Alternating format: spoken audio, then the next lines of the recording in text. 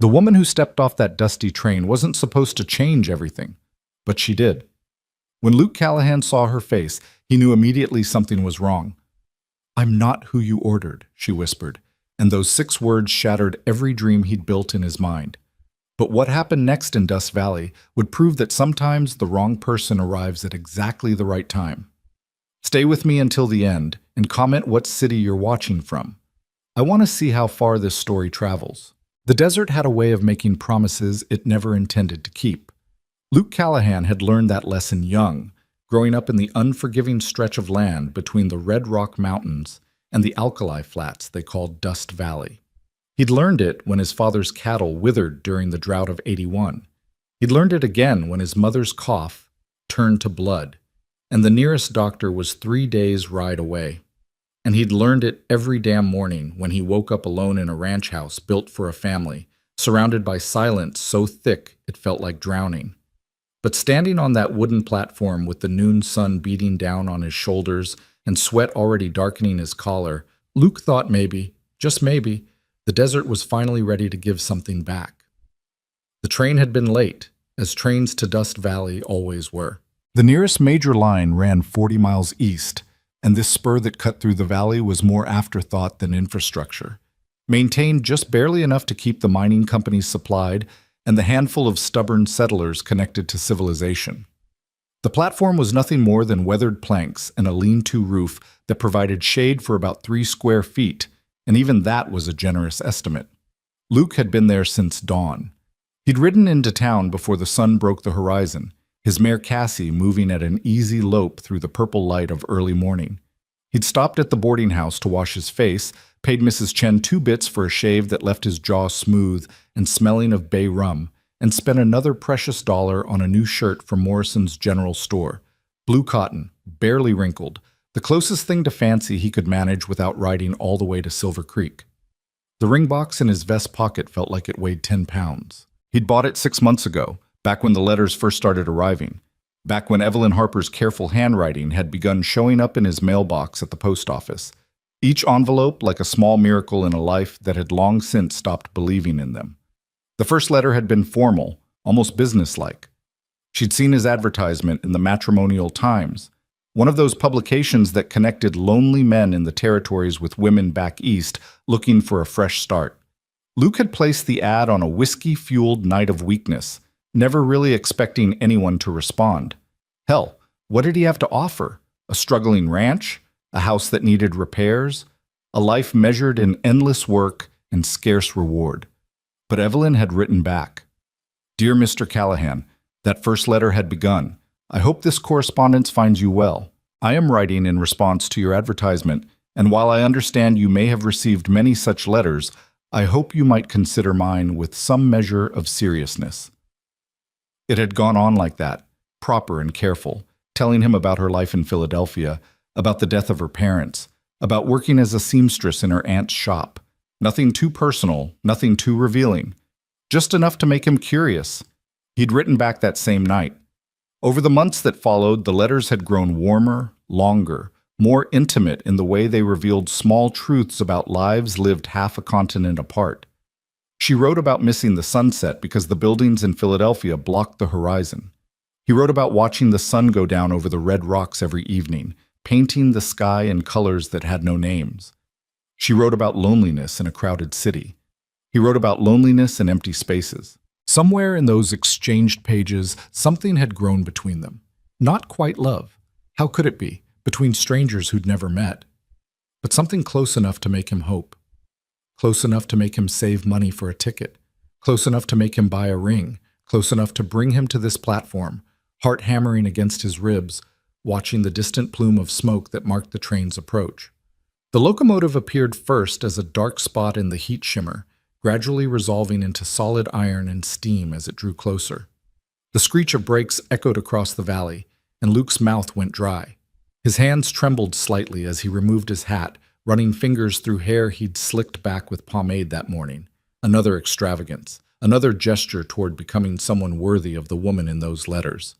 The train shuddered to a complete stop, steam billowing from beneath the carriages in great white clouds. The conductor, a grizzled man named Pete, who'd been running this route since before Luke was born, swung down from the engine car and tipped his cap.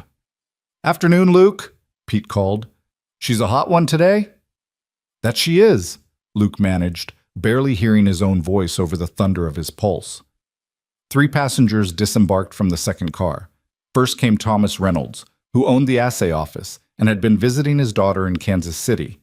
Then Martha Yates, the schoolteacher, returning from some educational conference she'd been excited about for months. Luke barely registered them, his eyes fixed on the third figure. A woman.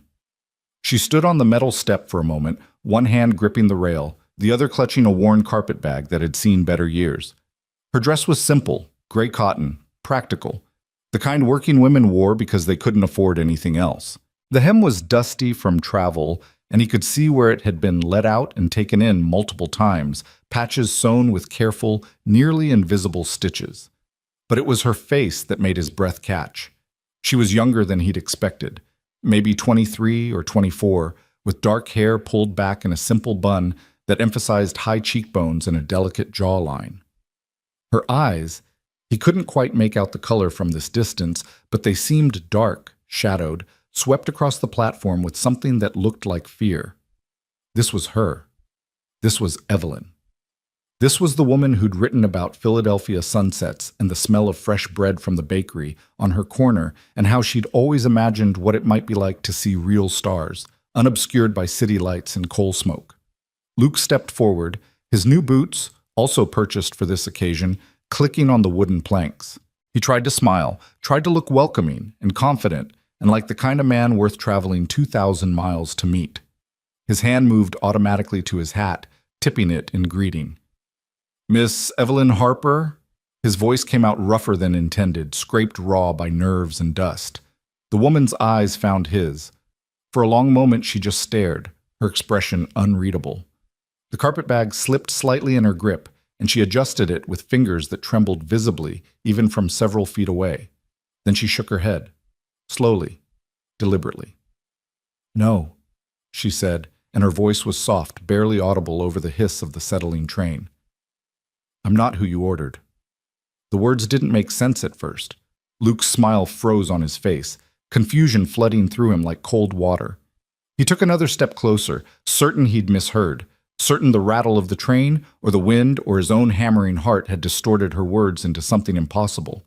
"I'm sorry, what did you—" "I'm not Evelyn Harper," the woman said, clearer now, and Luke could hear the tremor in her voice, see the way her knuckles whitened on the handle of her bag. I shouldn't be here. I should have sent a telegram, I should have written, but I didn't know how to—" She trailed off, and Luke felt the platform tilt beneath his feet. The world narrowed to this moment, this woman, these words that were dismantling everything he'd built in his mind over 6 months of letters and dreams. "Then who the hell are you?" The question came out sharper than he intended, edged with hurt and confusion and something close to anger, not at her, but at the universe for this cruel joke, this cosmic mistake. The woman flinched but held his gaze. "My name is Clara." She paused, swallowed hard. "Clara Harper. Evelyn was my sister." Was. Past tense. Luke's brain caught on that single word like a burr on clothing, snagging, tearing. Was. Clara's eyes glistened, and she looked away, focusing on something in the middle distance. The distant mountains, maybe, or just the empty horizon. She didn't make it through the winter. The consumption, it took her in January. "I'm so sorry, Mr. Callahan. I'm so very sorry." The ring box in Luke's pocket might as well have turned to lead. He stood frozen, trying to process information that refused to fit into any framework that made sense. Evelyn was dead. The woman who'd written about loneliness and sunsets and new beginnings was gone. Had been gone for months while he'd been planning and saving and hoping, but the letters hadn't stopped in January. "I don't understand," he said, and his voice sounded distant, like it belonged to someone else. "The letters kept coming. I got one just 3 weeks ago about seeing the desert, about starting fresh, about—" "That was me," Claire's voice cracked. "I kept writing them. After she died, I found all your letters to her, and I read them, and I couldn't bear to—" "She'd been so happy, Mr. Callahan." For the first time in years, she had something to look forward to. Even when she got sicker, even when we both knew she wouldn't recover, she'd spend her good hours writing to you. And after she passed, I couldn't let it end. I couldn't let you wonder what happened, so I kept the correspondence going, thinking maybe I could find a way to tell you gently, to explain. But then the ticket arrived, and she was crying now, silent tears cutting tracks through the dust on her cheeks. Luke wanted to feel angry, wanted to rage at the deception, the months of false hope. But all he felt was hollow, carved out, empty as the desert that stretched in all directions. The train whistle blew, a sharp, piercing sound that made them both jump. Pete, the conductor, was already climbing back into the engine car, ready to depart. The whole stop in Dust Valley never lasted more than 15 minutes. "You should go," Luke heard himself say. "Get back on the train. There's nothing for you here." Clara wiped at her eyes with the back of her hand, leaving a smudge of dirt across her cheekbone. "I know. I needed you to know the truth. I needed to see you, to apologize in person. Evelyn would have wanted that. She spoke about you constantly at the end, about the life she imagined you two would build. She made me promise that if she didn't make it, I'd come here and tell you myself. Not a letter, not a telegram, face to face."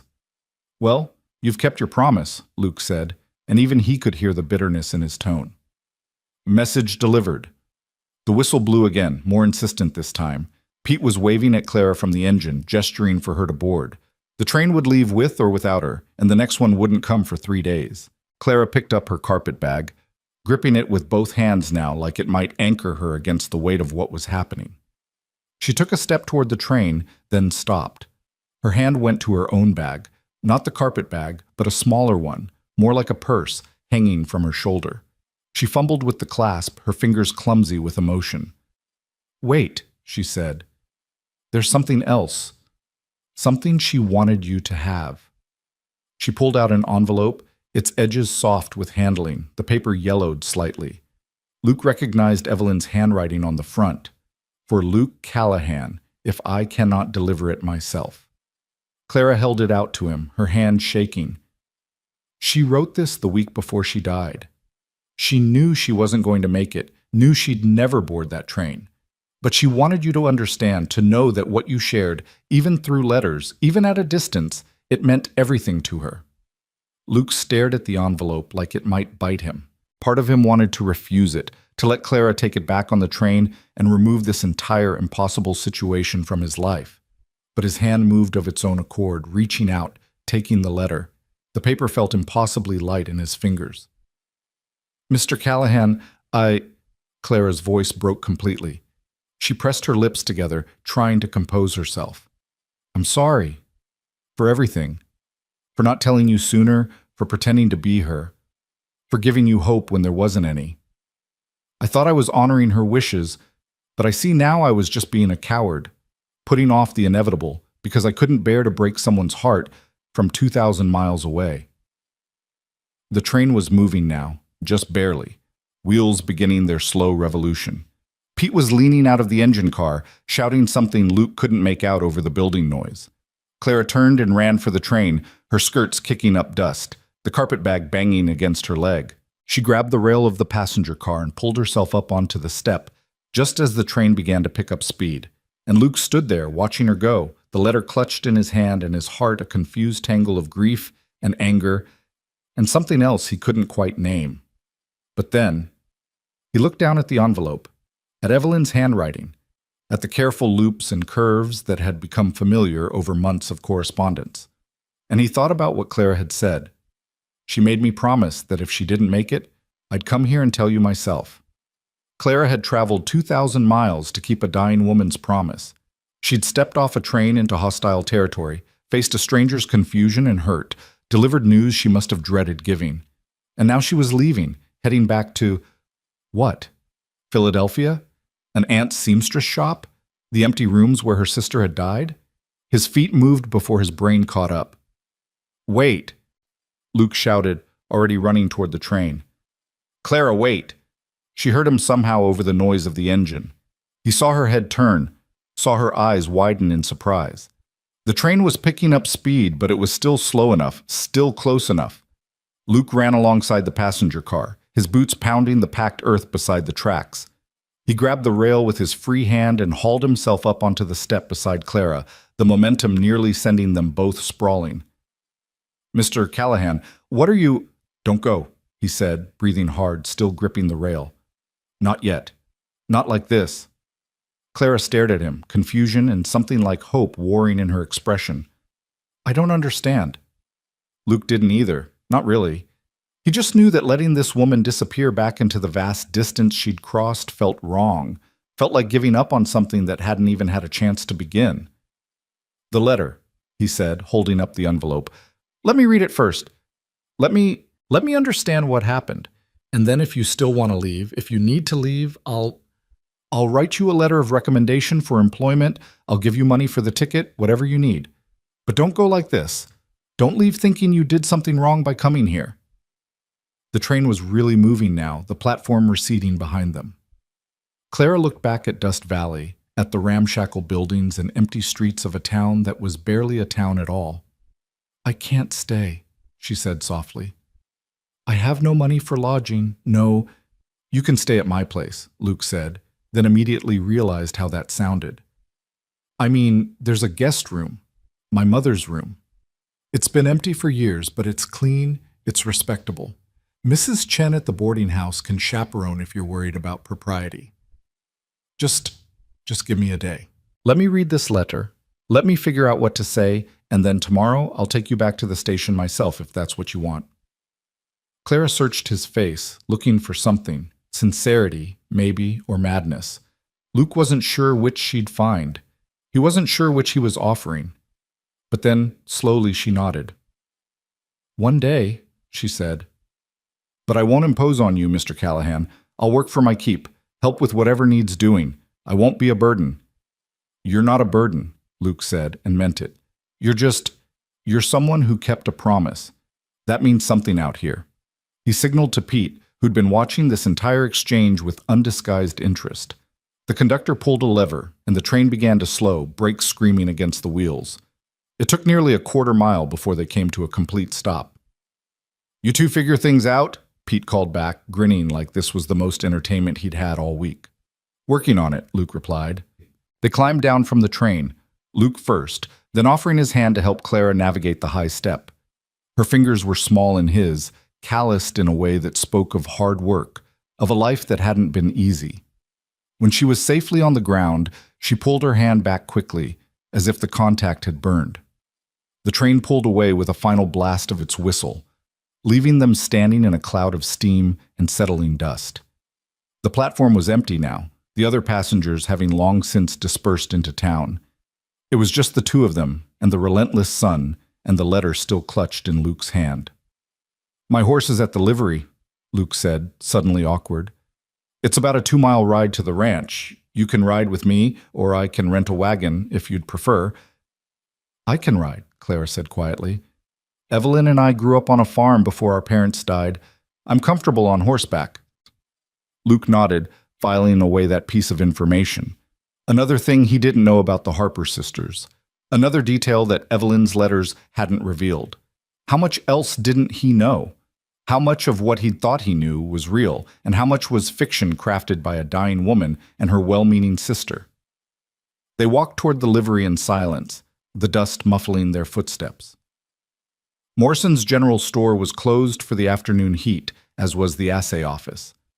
Only the saloon showed signs of life, raucous laughter spilling through its swinging doors. Clara kept her eyes forward, but Luke saw her grip tighten on her carpet bag when a drunk stumbled out onto the street. "It's not always like this," Luke found himself saying. "Dust Valley, I mean. It's rough, but there are good people here. Families. The schoolteacher you saw on the train, Mrs. Yates, she runs a lending library out of her house. And Mrs. Chen makes the best dumplings west of San Francisco. It's not Philadelphia, but it's not lawless frontier either." Clara glanced at him, a small, sad smile touching her lips. Evelyn's letters made it sound like paradise. Wide open spaces, stars so thick you could read by them, air that didn't taste like coal smoke. She was so tired of the city, Mr. Callahan, so tired of gray skies and crowded streets, and her voice caught. And coughing up blood in a tenement room while strangers pounded on the walls and told us to be quiet. The image hit Luke like a fist to the gut. All those letters about fresh starts and new beginnings, and he'd never really understood what she was running from or trying to run toward. "I'm sorry," he said, inadequate words for a loss he was only beginning to comprehend. "So am I." They reached the livery where old Tom was dozing in the shade. Luke paid him for Cassie's keeping and led the mare out into the sunlight. She nickered softly, nosing at his pockets for the sugar cubes he usually brought. "Sorry, girl," he murmured. "Forgot today."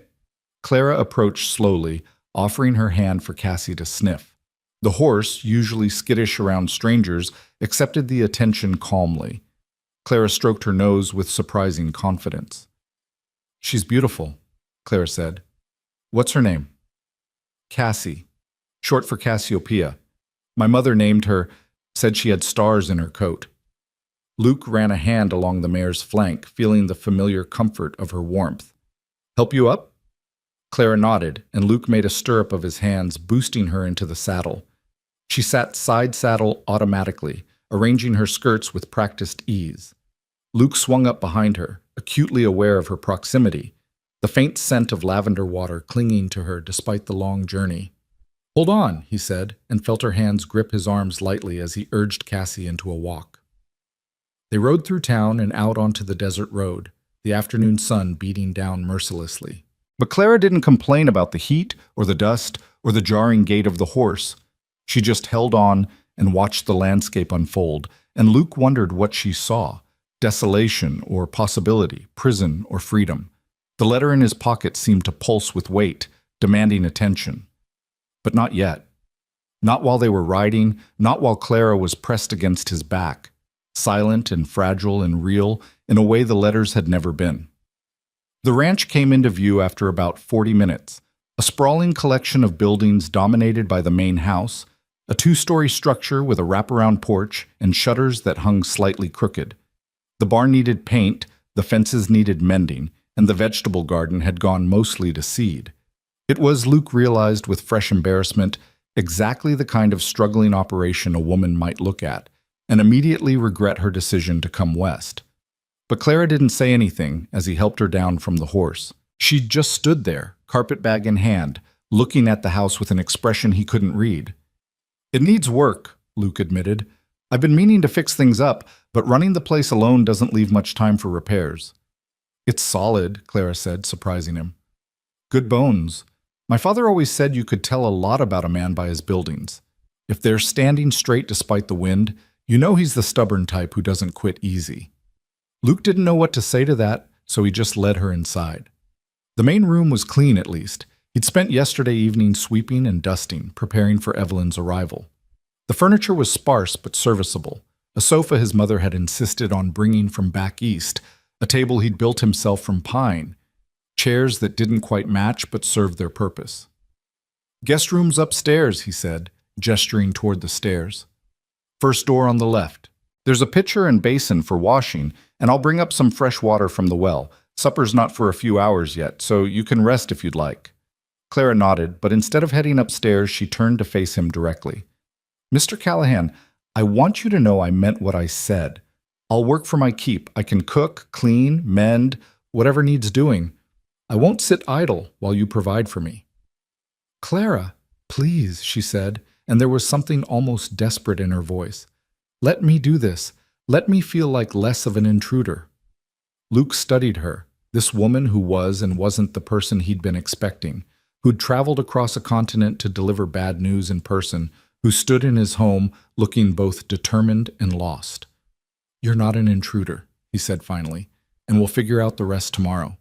For now, just rest, please." She hesitated, then nodded and made her way upstairs, her footsteps soft on the wooden steps. Luke heard the guest room door open and close, and then silence settled over the house like dust.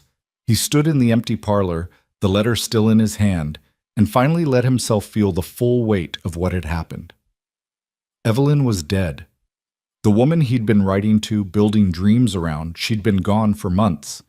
And in her place was Clara, a stranger wearing her sister's face, carrying her sister's final words. Luke sat down at the table and carefully opened the envelope. The letter inside was 2 pages, covered front and back in Evelyn's careful script. His hands shook slightly as he began to read. My dearest Luke, if you're reading this, then Clara kept her promise, and I am gone. I'm writing this from my bed where I've spent most of the last 3 months. The doctor says it won't be much longer now, a week, perhaps 2. The consumption has won, as we knew it would. I wish I could tell you this in person. Wish I could see your face just once before I go. I've imagined it so many times, built it from the descriptions in your letters. Kind eyes, you said, though you called them ordinary brown. A face weathered by sun and wind. Hands that know hard work. I've pictured you 1,000 different ways, and I suspect I'm wrong on all counts, but the image has kept me company in these final days.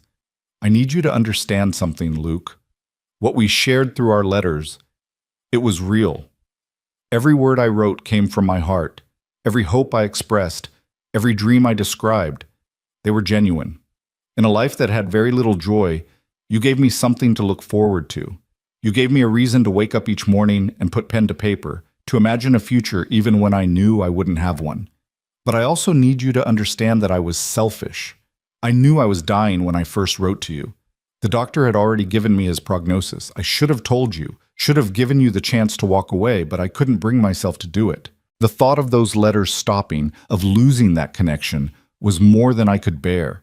So I kept writing, kept pretending, kept building a fiction I knew would crumble.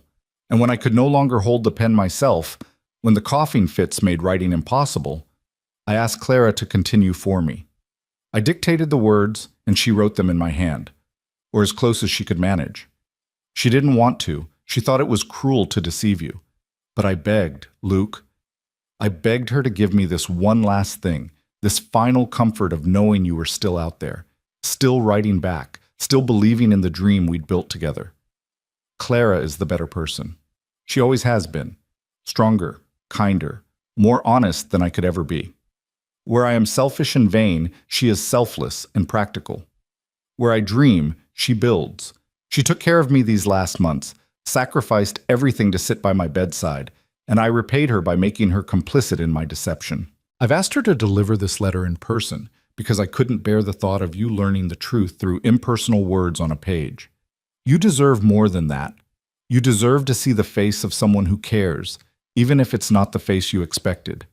If you're angry, I understand. If you feel betrayed, I deserve it. But please don't be angry with Clara. She did only what I begged her to do, and she did it out of love for a dying sister who had already asked too much of her. I want you to know that in my final days, I will be thinking of Dust Valley, of red rocks at sunset and stars unobscured by city smoke, of a life I won't live but can imagine so clearly it feels like memory. And I will be thinking of you, Luke Callahan, the kind stranger who showed a dying woman what hope feels like. If there's any chance at all that Clara might stay, that she might find in Dust Valley what I never could, please give her that chance. She'll refuse, of course. She'll insist on leaving, on not imposing, on protecting you from further entanglement with the Harper family. But she's alone now, Luke. Our parents are dead, our aunt is elderly and ailing, and I'm leaving her with nothing but debts and memories. She won't accept charity, but she might accept opportunity. She's a hard worker, skilled with needle and thread, excellent with figures. She can cook and clean and manage a household. She's everything I wasn't, practical and capable and real. This is my last request, my final selfish act. Give her a chance. Not because of me, not because of guilt or obligation, but because she deserves one. And Dust Valley sounds like the kind of place where second chances grow like wildflowers after rain. I hope you find happiness, Luke. I hope you find someone to fill that house you described, to help mend those fences and build that life you imagined. I'm sorry it won't be me. I'm sorry I wasted your time and toyed with your heart. But I'm not sorry for the letters, for the brief, beautiful fiction we created together. Thank you for giving me something to dream about at the end. With all my love and all my regret, Evelyn Harper. Luke read the letter 3 times, each pass revealing new layers of meaning, new shades of emotion. Grief sat heavy in his chest, for Evelyn, yes, but also for the future they'd imagined, the partnership that had existed only in words and wishes. But beneath the grief was something else, A strange, unexpected sense of relief? No, that wasn't quite right. More like understanding. Evelyn's letters had always felt slightly distant, slightly dreamlike, as if they were coming from someone who didn't quite belong to the solid, dusty reality of his life. Now he understood why. She'd been writing from a deathbed, crafting fiction as a final comfort. And Clara had been the one ensuring those fictions reached him, honoring a dying woman's last request even when it meant deceiving a stranger. Clara, who'd traveled 2,000 miles to deliver this letter in person. Clara, who was upstairs right now, probably packing her carpet bag, preparing to leave on the next train. Clara, who Evelyn had described as everything she wasn't, practical, capable, real. Luke stood up, the letter still in his hand, and climbed the stairs. He stopped outside the guest room door, raised his hand to knock, then hesitated. What was he going to say? What could he possibly say that would make sense of this impossible situation? But before he could decide, the door opened. Clara stood there, her face freshly washed, her hair still pulled back in that simple bun. She'd removed her traveling jacket, revealing a simple white blouse with mother-of-pearl buttons. Up close, Luke could see the dark circles under her eyes, the hollowness in her cheeks that spoke of months of worry and grief and insufficient food. "I heard you on the stairs," she said quietly. "You read the letter." It wasn't a question. Luke nodded anyway. "I'll leave first thing in the morning," Clara continued, her voice steady despite the tremor in her hands. "I have a little money saved, enough for the ticket back. I'll find work in Philadelphia, or maybe—" "Stay," Luke said, and the word came out more forcefully than he intended. Clara blinked. "What?" "Stay. Not forever. Not as what I was expecting when I came to that platform today. But stay. Work for me if you need to feel like you're earning your keep. Help me fix up this place. Just don't get back on that train tomorrow morning and disappear into a life that makes you as miserable as it made your sister." "Mr. Callahan, I can't—" "Luke," he interrupted. "If you're going to refuse me, at least do me the courtesy of using my given name." A ghost of a smile touched Clara's lips. "Luke, then. I appreciate the offer, truly, but it wouldn't be right. You don't know me. I deceived you for months. And now Evelyn wants me to stay and take her place like some kind of substitute bride, and that's not fair to anyone involved." "I don't want a substitute," Luke said, and realized as he spoke that it was true. I don't know what I want, honestly. An hour ago, I thought I knew exactly how my life was going to unfold. Now everything's upside down, and I'm still trying to figure out which way is up. But I know I don't want you to leave, not yet." Clara studied his face, searching for something. "Why?" It was a fair question. Luke struggled to find an answer that made sense. "Because you came here," he said finally. "Because you could have sent a telegram or a letter or nothing at all, but instead you spent what little money you had to honor a promise to a dying woman. Because in a world where most people do the easy thing, you did the hard thing. That says something about your character, Clara Harper. Something I'd like to know more about." "I don't think you'd like what you'd find," Clara said softly. "I'm not who Evelyn described in that letter. I'm not kind or selfless or any of those things. I'm practical because I've had to be. I'm honest because lies take too much energy to maintain. And I'm here because the guilt of deception was eating me alive, not because I'm some kind of noble person." "Maybe," Luke conceded. "Or maybe you're both things at once, practical and kind, honest and conflicted. People are complicated, Clara. I've learned that much in 32 years of living." They stood in the doorway, the afternoon light slanting through the window behind Clara, turning her hair to dark fire. Luke could see the war playing out in her expression, the desire to stay warring with the certainty that she shouldn't. "1 week," he offered. "Stay 1 week. If at the end of it you want to leave, I'll personally buy your ticket and drive you to the station. But give Dust Valley a week. Give me a week, and maybe at the end of it we'll both have a clear idea of what comes next." Clara was quiet for a long moment. Then slowly she nodded. 1 week, she agreed. "But I work for my keep. No charity, no pity. I earn my place here, or I don't stay at all." "Deal," Luke said, and offered his hand. Clara looked at it, then placed her hand in his, a formal shake to seal a most informal arrangement. Her skin was warm, her grip surprisingly firm. "I should warn you," she said as they released hands. "I'm not easy to live with. I'm particular about how things are done. I wake before dawn, and I have opinions about everything from fence posts to soup." Luke laughed, surprised by the sound of it. "Sounds like we'll get along fine then. I'm particular, early rising, and opinionated myself." "Then this will either work beautifully or end in disaster," Clara said, and for the first time since stepping off that train, she smiled. A real smile. Small, but genuine. "Either way," Luke said, "it'll be interesting." As Clara went back into the guest room to properly unpack, and Luke headed downstairs to start thinking about supper, neither of them noticed the letter still clutched in his hand. Evelyn's final words, her last request, her hope that something good might grow from the ashes of her dreams. The desert wind picked up outside, rattling the shutters and sending dust devils dancing across the empty yard. Somewhere in the distance, a coyote called out to the coming evening, and in a ranch house that had been too quiet for too long, two strangers began the complicated process of figuring out how to exist in the same space. It wasn't what either of them had expected. It wasn't what anyone had planned. But as the sun began its descent toward the Red Rock Mountains, painting the sky in those nameless colors Luke had tried to describe in his letters, it felt almost like a beginning. The kitchen smelled of coffee and wood smoke when Clara came downstairs the next morning. She'd barely slept, lying awake in the unfamiliar bed, while moonlight painted strange shadows on walls that weren't hers, listening to the sounds of a house she had no right to be in. Somewhere around 3, she'd finally dozed off, only to wake with the first bird calls, her body trained by years of early rising in the seamstress shop. Luke was already at the stove, his back to her, working a cast-iron skillet over the fire. He'd rolled up his shirt sleeves, and Clara found herself noticing the strength in his forearms, the way his shoulders moved as he worked. She cleared her throat, and he turned, surprise flickering across his features. "Didn't expect you up this early," he said, then immediately looked embarrassed. "Not that you shouldn't be, I just meant—" "I'm used to early mornings," Clara said, saving him from further explanation. "What can I do to help?" Luke gestured toward the coffee pot. "Cups are in the cabinet above. I'm just frying some eggs and salt pork.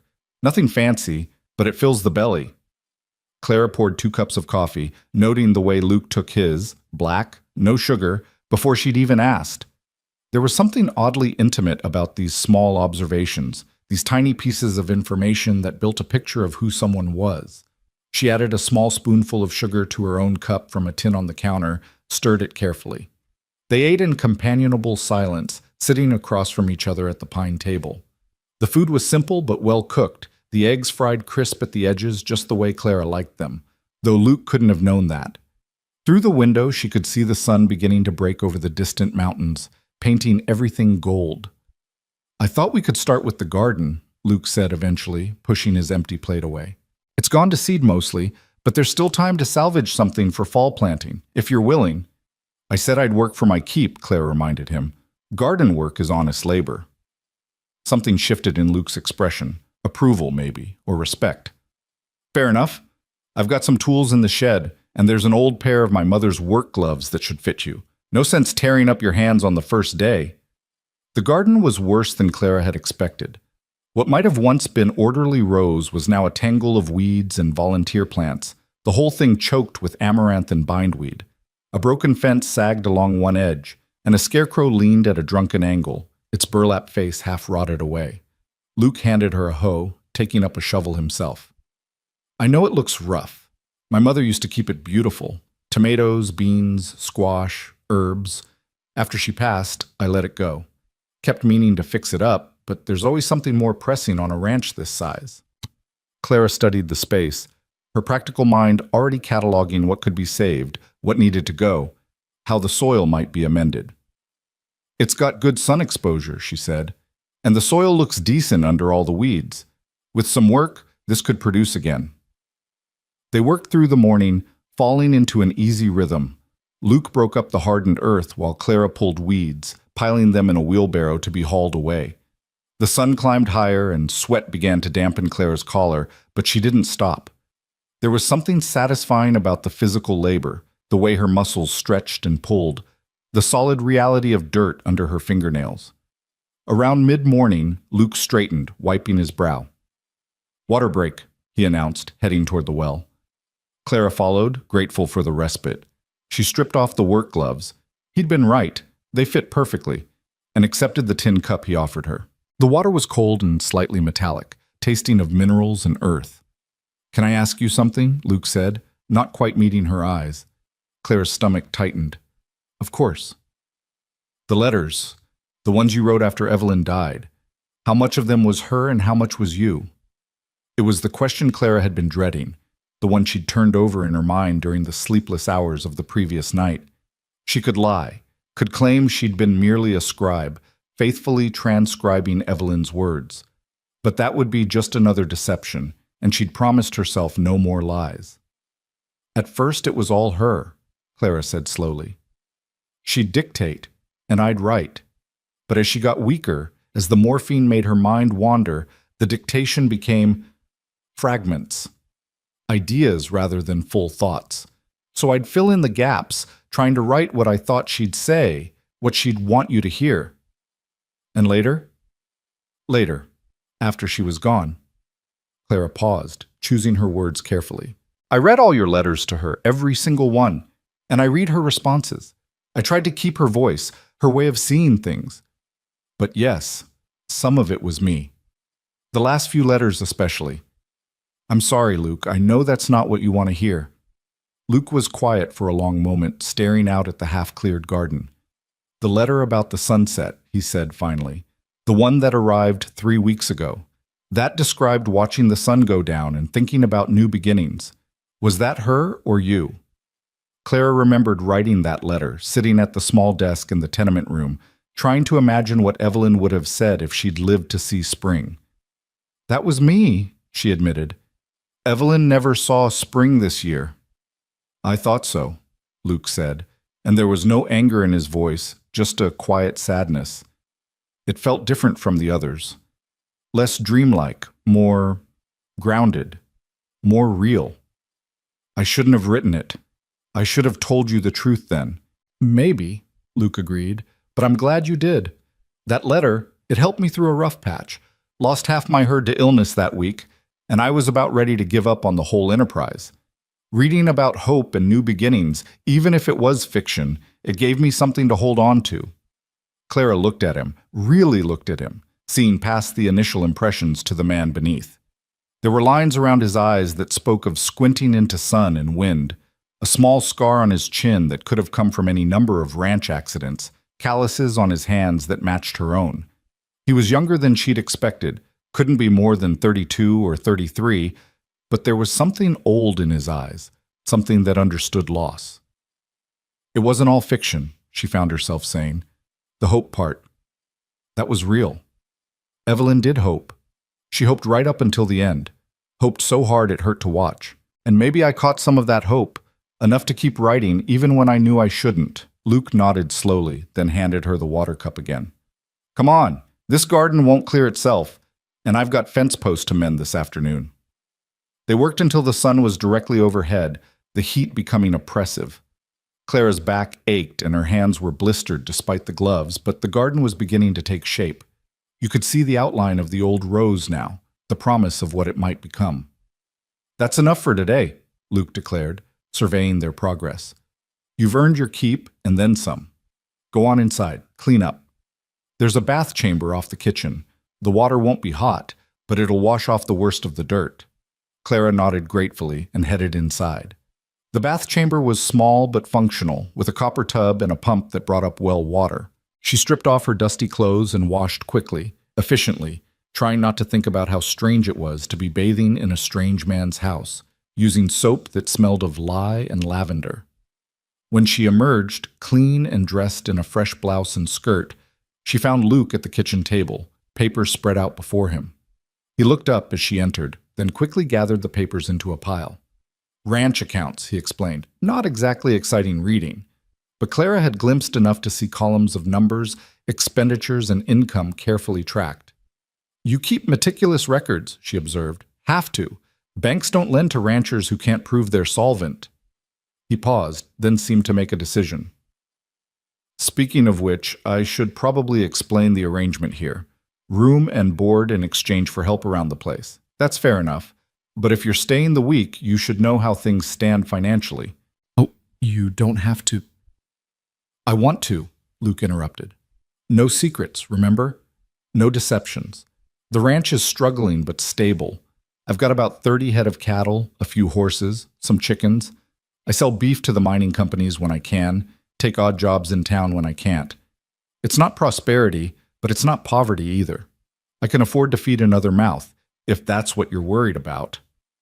Clara sat down across from him, touched by his honesty. I wasn't worried about that, but thank you for telling me. Your turn, Luke said. Fair's fair. What's your situation back in Philadelphia? Claire had known this question would come, but it still took her a moment to answer. Our parents died when I was 16 and Evelyn was 18. Fever took them both within a week of each other. We went to live with our aunt, our mother's sister. She owned a seamstress shop, taught us the trade. Evelyn was better at it than me. She had an eye for design, could make something beautiful out of scraps. I was faster, more practical, good at alterations and repairs. And after Evelyn got sick, I worked 16-hour days sometimes, trying to pay for doctors and medicine. Our aunt helped when she could, but her own health was failing. When Evelyn died, there were debts. Medical bills, funeral costs. I sold what little we had. Evelyn's sewing machine, our mother's jewelry, everything except what I could carry in that carpet bag. Luke's expression darkened. You shouldn't have had to do that alone. There wasn't anyone else, Claire said simply. Our aunt passed 2 weeks before I got on that train. Heart failure, the doctor said. So I closed up the shop, settled what debts I could, and used the last of the money for the train ticket. I thought I owed it to Evelyn to see this through, to meet you in person, to explain. After that, I figured I'd find work somewhere out west, start fresh where nobody knew me. And now? Now I'm in Dust Valley, working in a garden for room and board, and I still don't know what comes next. Clara managed a small smile. But at least the garden's getting cleared. Luke laughed, a warm sound that seemed to surprise him as much as it did Clara. Fair point. One day at a time, I suppose. The afternoon passed in a blur of activity. Luke showed Clara around the ranch, the barn with its empty stalls waiting for horses he couldn't yet afford, the chicken coop where a dozen hens scratched and pecked, the smokehouse and root cellar built into the hillside. Everything was functional but weathered, marked by the kind of deferred maintenance that came from too much work and too few hands. It's a lot for one person, Clara observed as they stood looking out at the fenced pasture where Luke's cattle grazed. It is, Luke agreed. I've been thinking about hiring help, but good ranch hands are hard to find, and the ones I can find want wages I can't quite afford yet. It's a chicken and egg problem. Need more hands to expand, need to expand to afford more hands. Clara studied the layout of the ranch, her practical mind already working through possibilities. What about diversification? You've got good water access with that well. Ever thought about putting in a larger vegetable garden, selling produce in town, or keeping more chickens, selling eggs? Luke looked at her with surprise. I've thought about it, but I don't know the first thing about commercial gardening. Keeping my mother's kitchen garden alive was challenge enough. I do, Clara said. My father's farm was small, but we sold vegetables and eggs at market every week.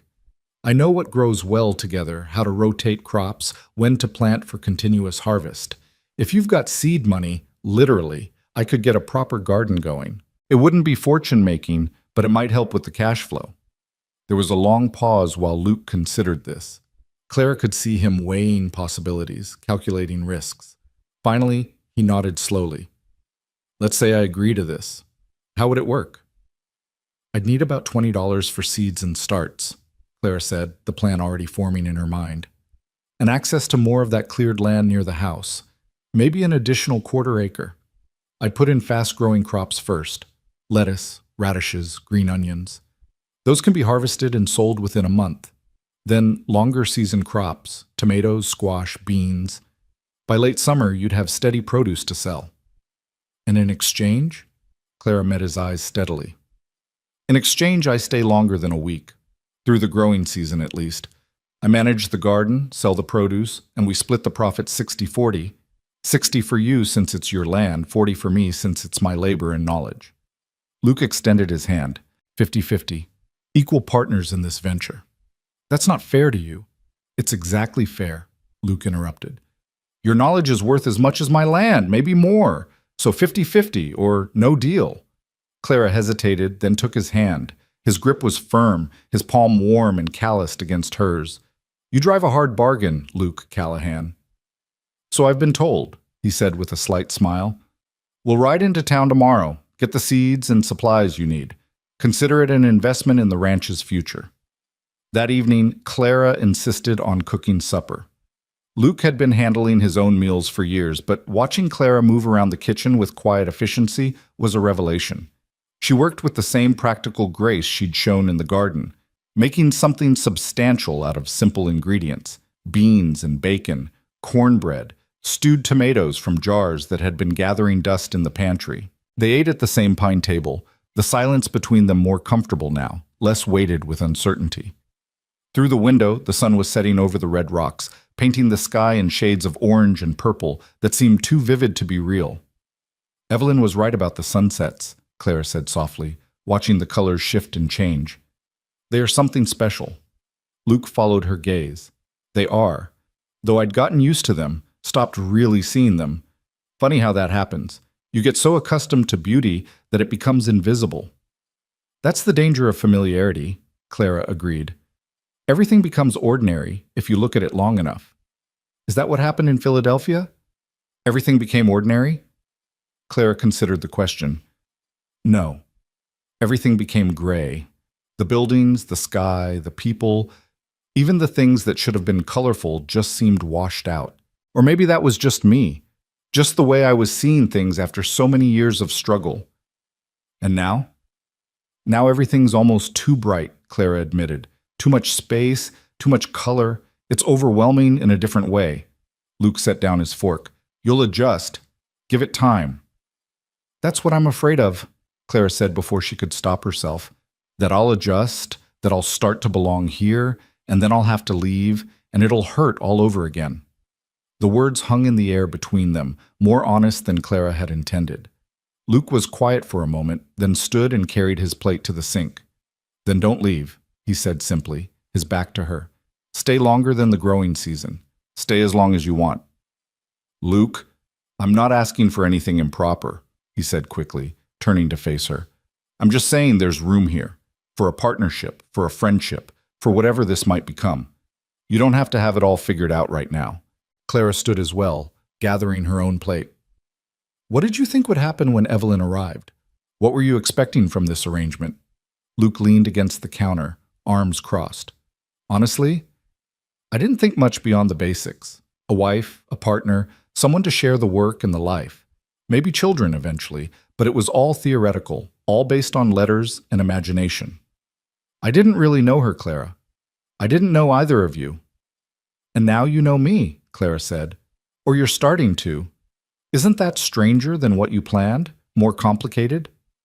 Definitely more complicated, Luke agreed with a slight smile. But maybe that's not a bad thing. Maybe real is better than imagined, even when it's messy. They washed the dishes together, falling into an easy rhythm. Clara washing, Luke drying and putting away. It was domestic and ordinary, and somehow more intimate than any of the grand gestures Clara had read about in books. When the dishes were done, Luke excused himself to check on the cattle, leaving Clara alone in the kitchen. She found herself wandering through the house, taking in details she'd been too overwhelmed to notice before. Photographs on the mantel showed Luke as a boy with a stern-looking man and a gentle-faced woman, his parents presumably. Books lined a shelf in the parlor, a mix of agricultural manuals and leather-bound novels that looked well-read.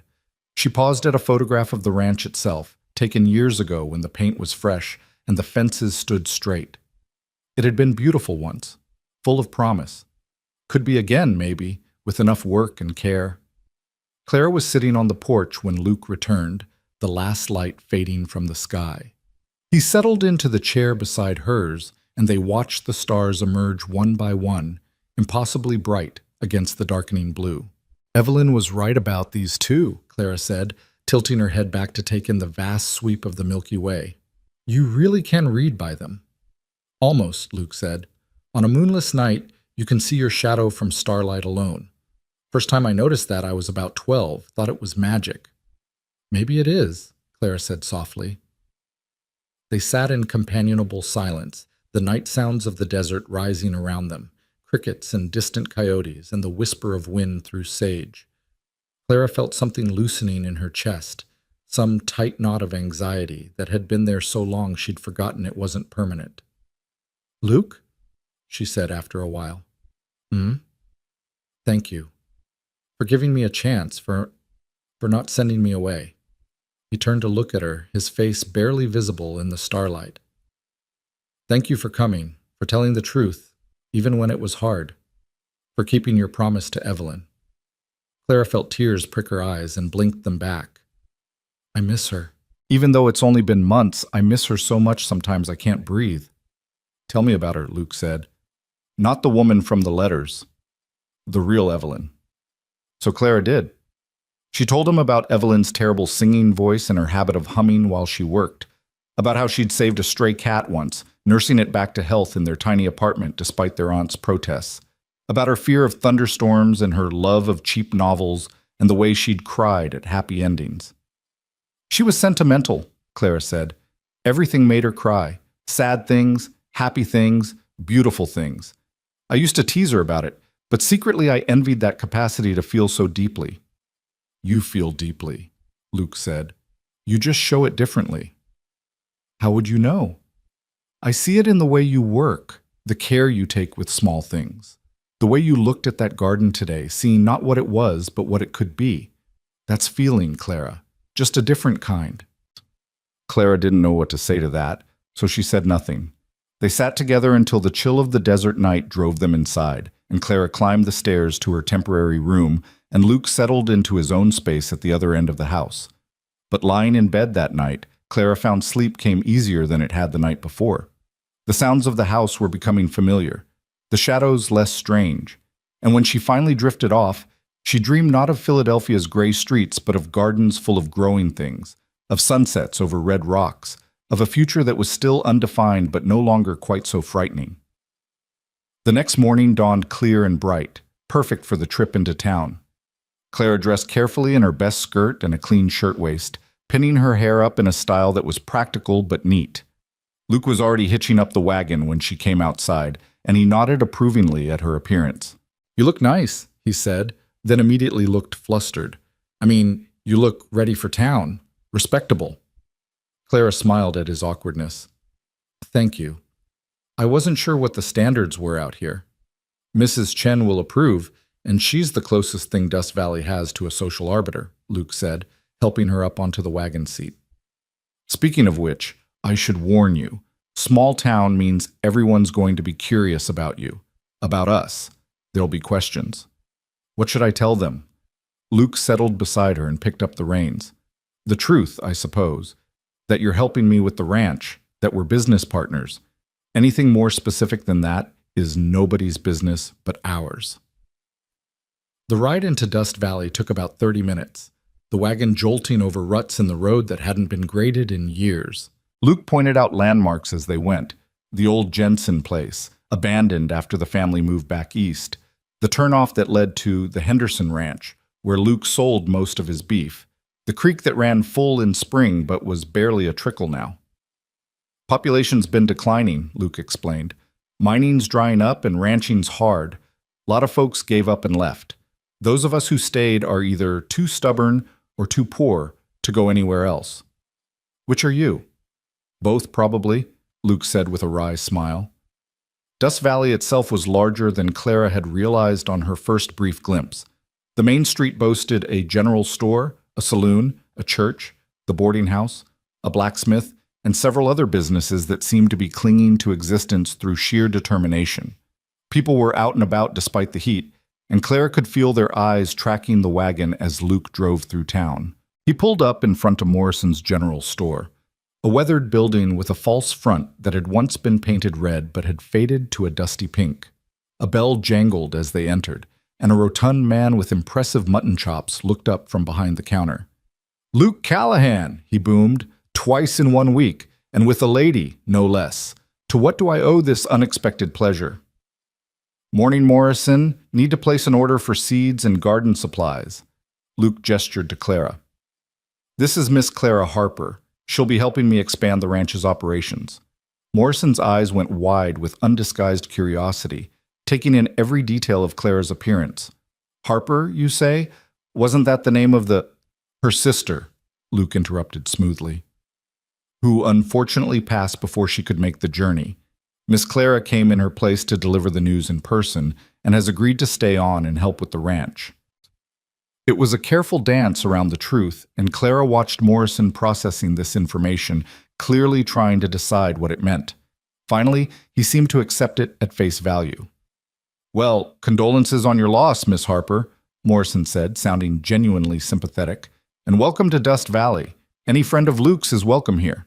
Now, what kind of seeds are we talking about? Clara stepped forward, pulling out the list she'd made the previous evening. I'll need lettuce starts, radish seeds, green onion sets, bush beans, pole beans, tomato plants, squash seeds, both summer and winter varieties, herbs, particularly basil and dill, and seed potatoes if you have them. Morrison's eyebrows climbed toward his hairline. That's quite an ambitious garden you're planning. 1/4 acre, Clara said confidently. Properly managed, it should produce enough surplus to sell at market. Is that so? Morrison looked between Clara and Luke with new interest. Well, I'll be damned. Pardon my language, miss. I've got most of what you need in stock. The tomato plants I can get from Mrs. Henderson. She starts them in her greenhouse. When do you need everything? Soon as possible, Luke said. We're trying to catch the tail end of the growing season. Morrison nodded and began pulling items from shelves and drawers, stacking them on the counter. As he worked, the bell jangled again, and Mrs. Chen entered, her small frame wrapped in a dark blue dress despite the heat. Mr. Callahan, she said with a slight nod. Then her eyes found Clara. And you must be the young lady from the train. I am Mrs. Chen. I run the boarding house. Clara offered her hand. Clara Harper. It's a pleasure to meet you, Mrs. Chen. Mrs. Chen took her hand, her grip surprisingly strong. Your sister was the one who was supposed to arrive, yes? I am sorry for your loss. Thank you, Clara said, appreciating the directness. And now you are staying at Mr. Callahan's ranch? Mrs. Chen's tone was carefully neutral, but Clara could hear the question beneath the words. I'm helping with ranch operations, Clara said, meeting the older woman's gaze steadily. Managing a commercial garden. It's strictly a business arrangement. Mrs. Chen studied her for a long moment, then nodded as if Clara had passed some invisible test. If you need anything at all, you come to the boarding house. I have a spare room if you ever wish for different accommodations. It was an offer of refuge, Clara realized, a lifeline in case Luke's hospitality became something other than what it was supposed to be. She felt a rush of gratitude for this woman who barely knew her but was already looking out for her welfare. Thank you, Mrs. Chen. I'll remember that. Morrison had finished gathering the supplies, and the total came to $18.40, just under the budget Clara had estimated. Luke paid without hesitation, and Morrison promised to have the tomato plants delivered by end of week. As they loaded the supplies into the wagon, a young woman approached, her blonde hair pinned up in an elaborate style that seemed out of place in Dust Valley's dusty simplicity. She was pretty in a conventional way, with blue eyes and a heart-shaped face, but there was something calculating in her expression. Luke, she said, her voice carrying a slight southern lilt. I haven't seen you in weeks. Where have you been hiding yourself? Luke's posture shifted slightly, becoming more guarded. Been busy with the ranch, Sarah. You know how it is. Sarah's eyes slid to Clara, assessing and finding something wanting. And who's this? Clara Harper, Luke said. She's helping with the ranch. Clara, this is Sarah Mitchell. Her father owns the saloon. Sarah's smile didn't reach her eyes. How fascinating. I didn't realize you were hiring help, Luke. I thought you always said you couldn't afford it. It's a partnership, Clara said coolly, not liking the proprietary way Sarah was looking at Luke. I'm managing agricultural expansion in exchange for a share of the profits. How modern, Sarah said, making the word sound like an insult. Well, I do hope you'll both come to the church social next Sunday. We wouldn't want people to get the wrong idea about your arrangement. It was a clear insinuation, and Clara felt her temper flare. But before she could respond, Luke placed a gentle hand on her elbow. "We'll think about it," he said to Sarah. "Now, if you'll excuse us, we've got work to get back to." He helped Clara up onto the wagon seat and climbed up beside her, taking the reins. Sarah stood watching them, her expression unreadable, as they pulled away. "Old friend?" Clara asked once they were out of earshot. Luke's jaw was tight. "Sarah and I courted briefly a few years back. It didn't work out. She wasn't interested in a struggling rancher, and I wasn't interested in a woman who saw me as a stepping stone to something better. She set her sights on the mine owner's son after that, but he left for San Francisco, and she's been looking for alternatives ever since." "And you're an alternative?" "I own land," Luke said flatly. "In Sarah's world, that makes me a viable option, especially now that better prospects have dried up. But I learned my lesson. I'm not interested in being anyone's second choice or convenient solution." Clara absorbed this, understanding more about Luke's decision to seek a mail-order bride. He'd wanted someone who chose him deliberately, not someone who settled for him out of limited options. They rode in silence for a while, the wagon bed full of seeds and possibilities. Finally, Clara spoke. "For what it's worth, I don't think you're anyone's second choice. I think you're exactly what you are, a good man trying to build something worthwhile in difficult circumstances." Luke glanced at her, surprise and something softer in his expression. "That might be the nicest thing anyone's said to me in years." "Then people haven't been paying attention," Clara said. When they reached the ranch, they unloaded the supplies together, storing the seeds in the cool darkness of the root cellar. The afternoon stretched ahead of them, full of work and possibility, and Clara found herself actually looking forward to it, to the physical labor, to the satisfaction of planting something and watching it grow, to the quiet companionship of working alongside someone who understood the value of effort. As the sun climbed toward its zenith and they headed out to the garden with tools and seeds in hand, Clara realized something that made her heart skip. She wasn't counting the days until she could leave anymore.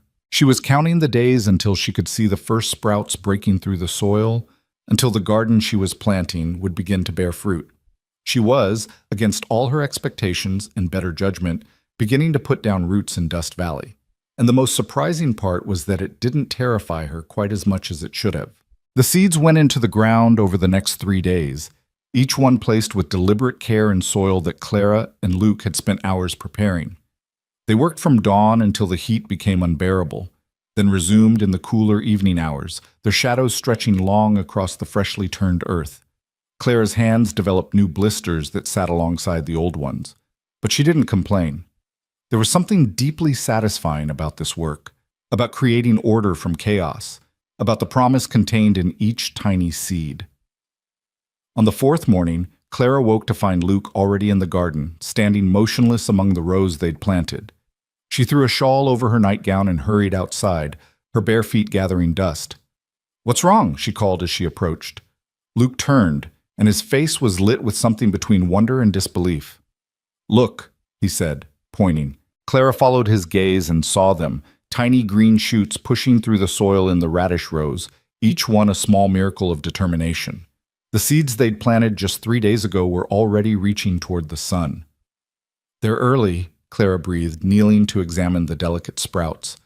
"The soil must be better than I thought, and with this heat, the germination time shortened." "It's working," Luke said, and there was something in his voice Clara had never heard before. Pure, uncomplicated hope. "Your plan is actually working." Clara stood, brushing dirt from her nightgown, suddenly aware of how improper she must look. But Luke wasn't looking at her state of dress. He was looking at the garden, at the evidence of growth, at the possibility of change. "It's too early to celebrate," Clara warned, though she couldn't keep the smile from her face. "These are just sprouts. We need to see them through to harvest, need to make sure the market will buy what we're selling, need to—" "Clara," Luke interrupted gently, "let yourself be happy about this, just for a minute." So she did. She stood beside him in the early morning light, watching the sun paint the red rocks gold, and let herself feel the small triumph of seeds becoming plants. It wasn't much in the grand scheme of things, but it was something. It was a beginning. The days that followed fell into a rhythm that felt almost natural. Clara would wake before dawn and start coffee, and Luke would come down from checking the cattle to find breakfast waiting. They'd work the garden together in the cool morning hours. Then Luke would tend to ranch business while Clara managed the house and prepared meals. In the evenings, they'd return to the garden, or sit on the porch and talk, or simply exist in comfortable silence while the desert sky performed its nightly color show. It was domestic and routine and utterly different from anything Clara had known in Philadelphia. There, every day had been a struggle for survival, every moment calculated for maximum efficiency. Here, there was still hard work, still uncertainty about the future, but there was also space to breathe, space to think, space to become someone other than the woman she'd been forced to be by circumstance. On Sunday, a week and a half after Claire's arrival, Luke brought up the church social over breakfast. "We don't have to go," he said, not quite meeting her eyes. "I know Sarah put us in an awkward position, but if we don't show up, people will talk even more than they already are." Clara set down her coffee cup. "What are they saying?" Luke shifted uncomfortably. "Morrison's wife has a sister who works at the boarding house. According to Mrs. Chen, the general consensus is that we're either engaged in something scandalous, or I've hired you under false pretenses, or you're secretly Evelyn pretending to be someone else for nefarious purposes." "That last one is oddly specific," Clara said. "Small towns breed creative gossip," Luke said with a wry smile. "The truth, that we're business partners, and you're staying in the guest room while we figure things out, is apparently too boring to consider." Clara thought about this. She'd known there would be talk, had expected it even, but hearing the speculation laid out so plainly made it real in a way it hadn't been before. "What do you want to do?" she asked.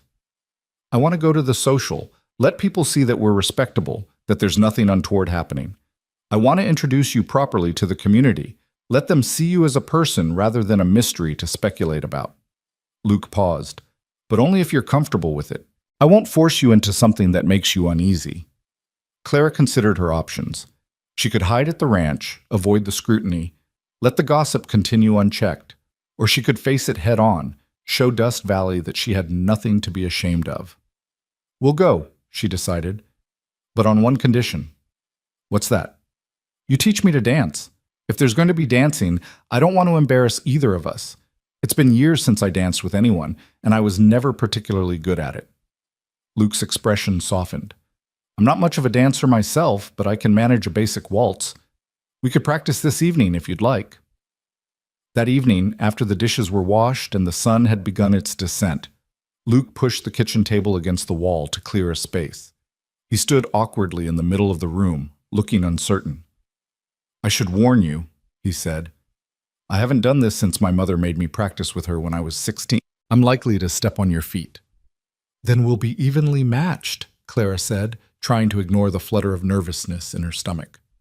Luke held out his hand and Clara took it. His other hand settled lightly on her waist, and she placed her free hand on his shoulder.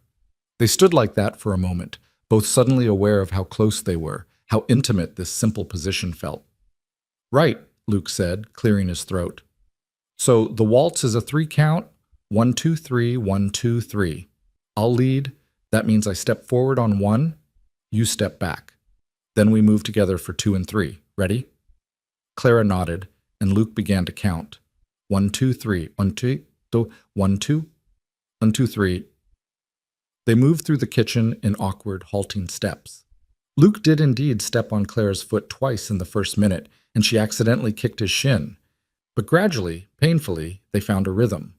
Luke's counting became softer, less necessary, and Clara began to anticipate his movements.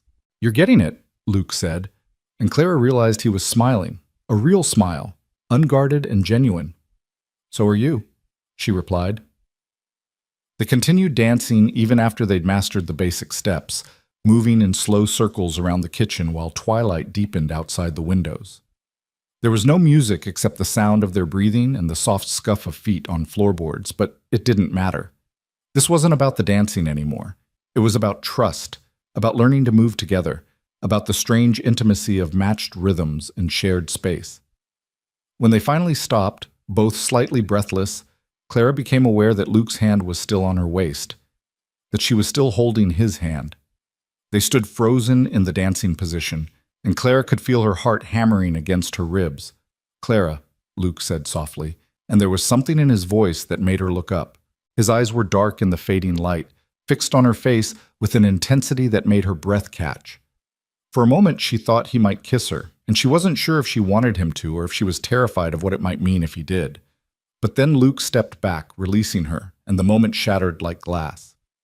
"We should probably get some rest," he said, his voice rough. "Long day tomorrow, getting ready for the social."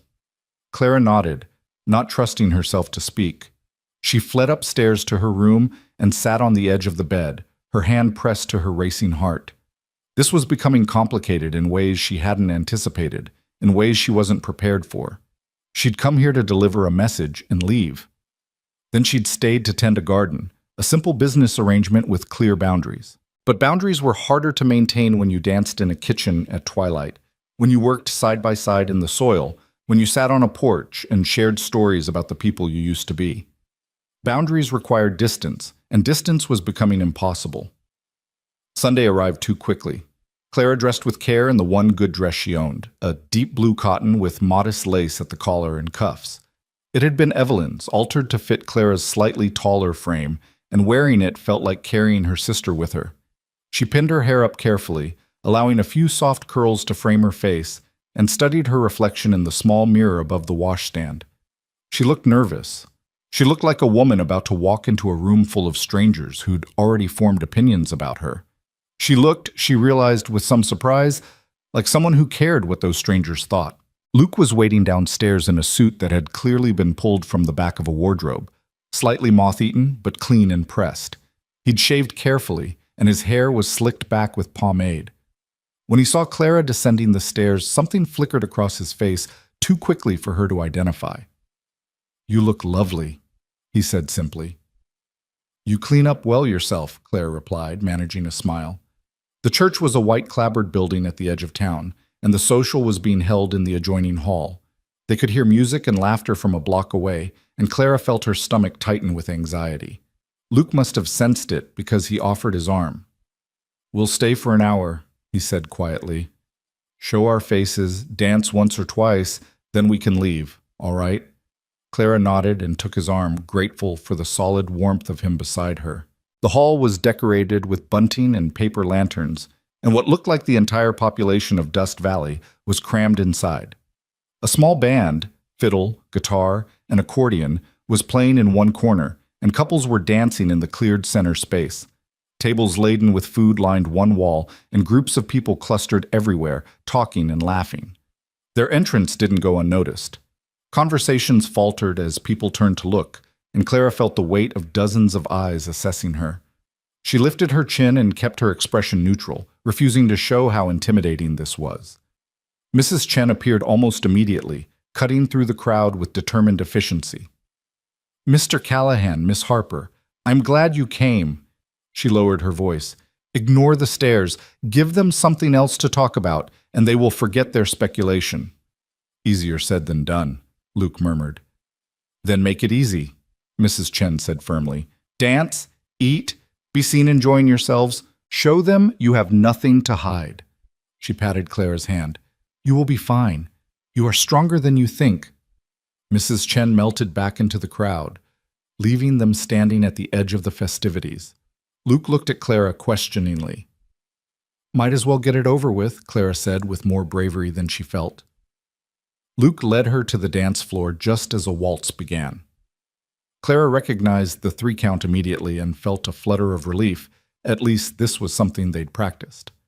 Luke's hand found her waist, her hand found his shoulder, and they began to move. It was different than dancing in the kitchen. Here, there were other couples to navigate around, music to follow, and the awareness of being watched by half the town.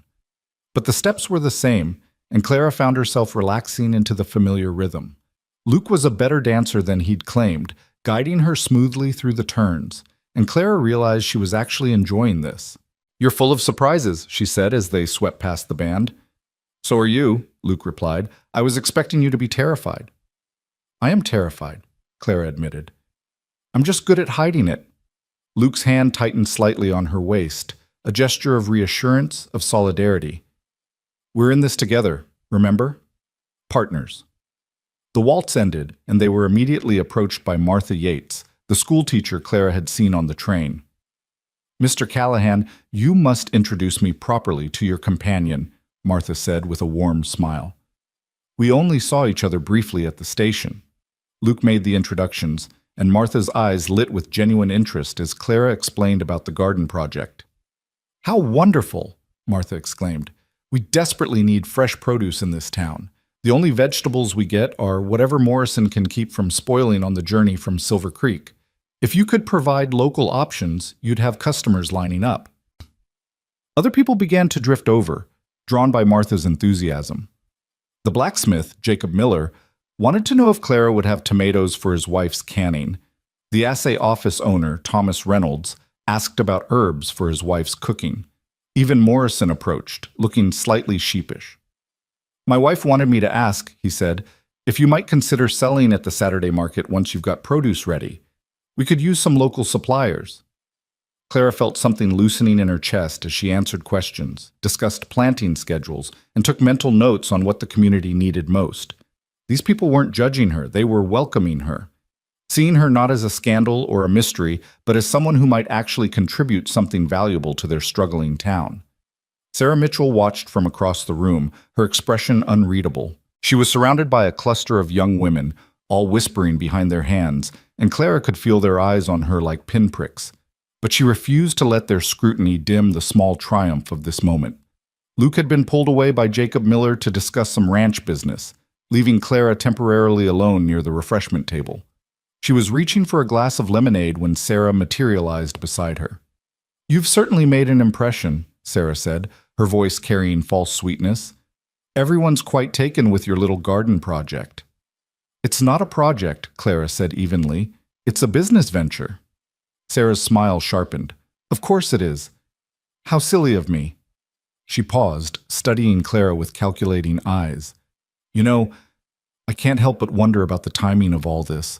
Luke spends months writing to one woman, and then you show up instead. It's all very convenient." Clara felt anger flare in her chest but kept her voice level. "My sister died, Miss Mitchell. There's nothing convenient about that." "No, I suppose not," Sarah agreed, not sounding sorry at all.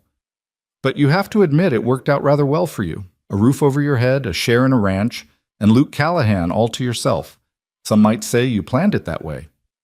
"Some people will say anything to make themselves feel important," Clara replied, meeting Sarah's gaze steadily. "But the truth is rarely as interesting as the lies people prefer to believe." Sarah's eyes flashed. "You think you're so clever, don't you, coming here with your tragic story and your business arrangement? But I know Luke Callahan, Miss Harper. I know what kind of man he is, and I know he's too honorable to see when he's being taken advantage of." "Then you don't know him as well as you think," Clara said, "because Luke Callahan is perfectly capable of making his own decisions. He doesn't need you to protect him from me. And he certainly doesn't need your opinion on how he runs his ranch."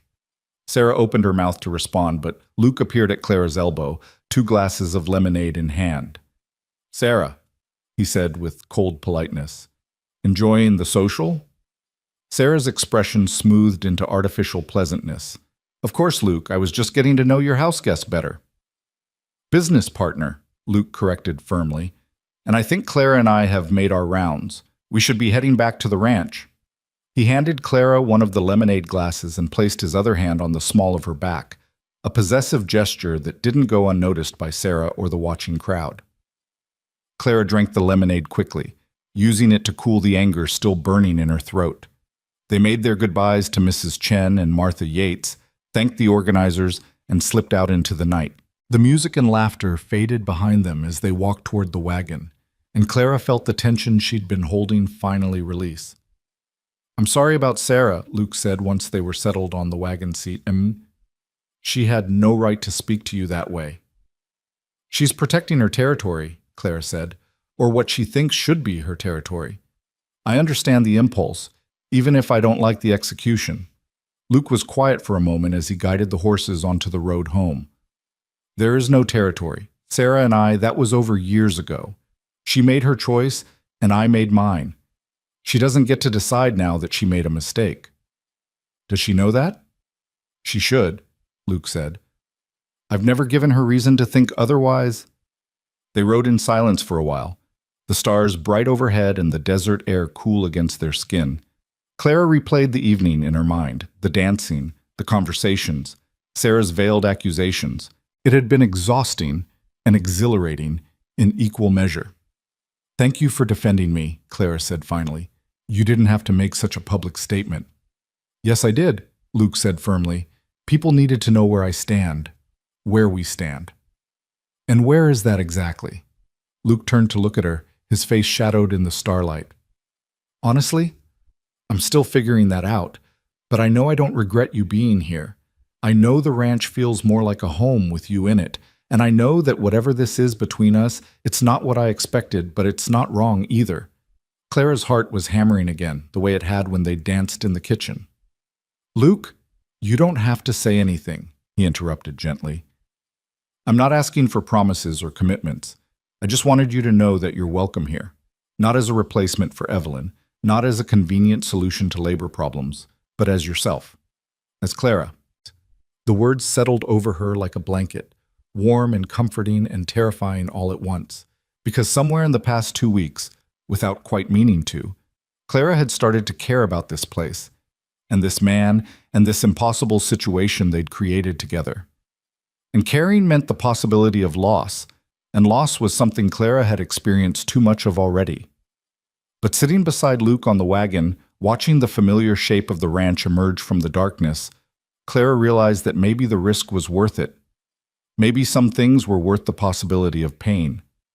Maybe Evelyn had been right all along, that sometimes you had to leap into the unknown and trust that solid ground would appear beneath your feet.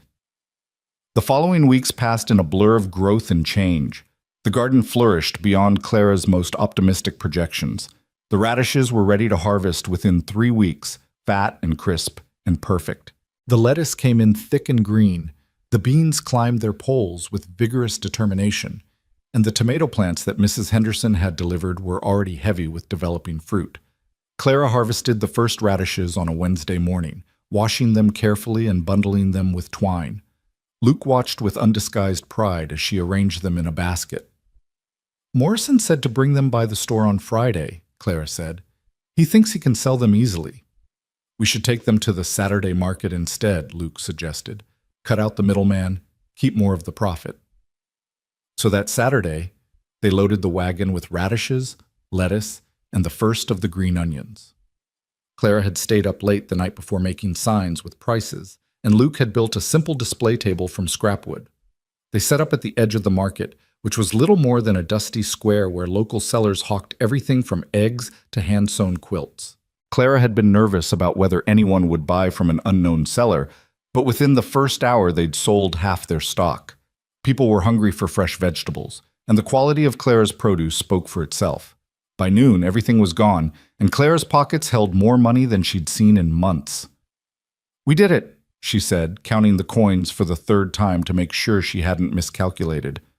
"Luke, we actually did it." Luke was grinning like a fool. "You did it. This was all your plan, your knowledge, your hard work." "Our hard work," Clara corrected. "Partners, remember?" They split the profits 50-50 as agreed, and Luke insisted on taking Clara to the boarding house for lunch to celebrate. Mrs. Chen served them her famous dumplings and tea, and they ate while discussing expansion plans, more rows, different crops, maybe even a small greenhouse for winter growing. "You're thinking long-term," Luke observed, watching Clara sketch ideas on a napkin. Clara paused, pen hovering over paper. "Is that a problem?" "No," Luke said softly. "It's perfect. It means you're staying." Clara met his eyes across the table. "It means I'm considering staying, past the growing season, if the arrangement still works for both of us." "It works for me," Luke said immediately. "More than works. You've brought this place back to life, Clara. Not just the garden, but all of it. The house feels like a home again. The ranch has direction. He stopped, seeming to reconsider his words. "I have a partner I can count on." Clara felt warmth spread through her chest, a feeling that was becoming familiar whenever Luke looked at her like this, like she was something valuable, something worth keeping.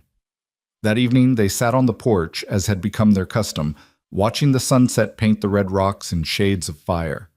Clara had brought out the ledger she'd been keeping, tracking expenses and profits from the garden. "We're ahead of projections," she said, running her finger down the columns.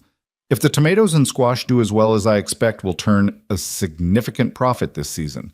Enough to expand operations next year, maybe even hire some help." Luke leaned over to look at the ledger, and his shoulder brushed hers. Neither of them moved away. "You have a gift for this," Luke said. "Not just the growing, but the business side. You see angles I'd never consider. My father used to say that farming was 10% dirt and 90% thinking," Clara said.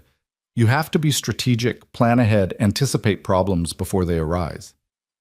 "Is that what you're doing now? Anticipating problems?" Clara closed the ledger slowly.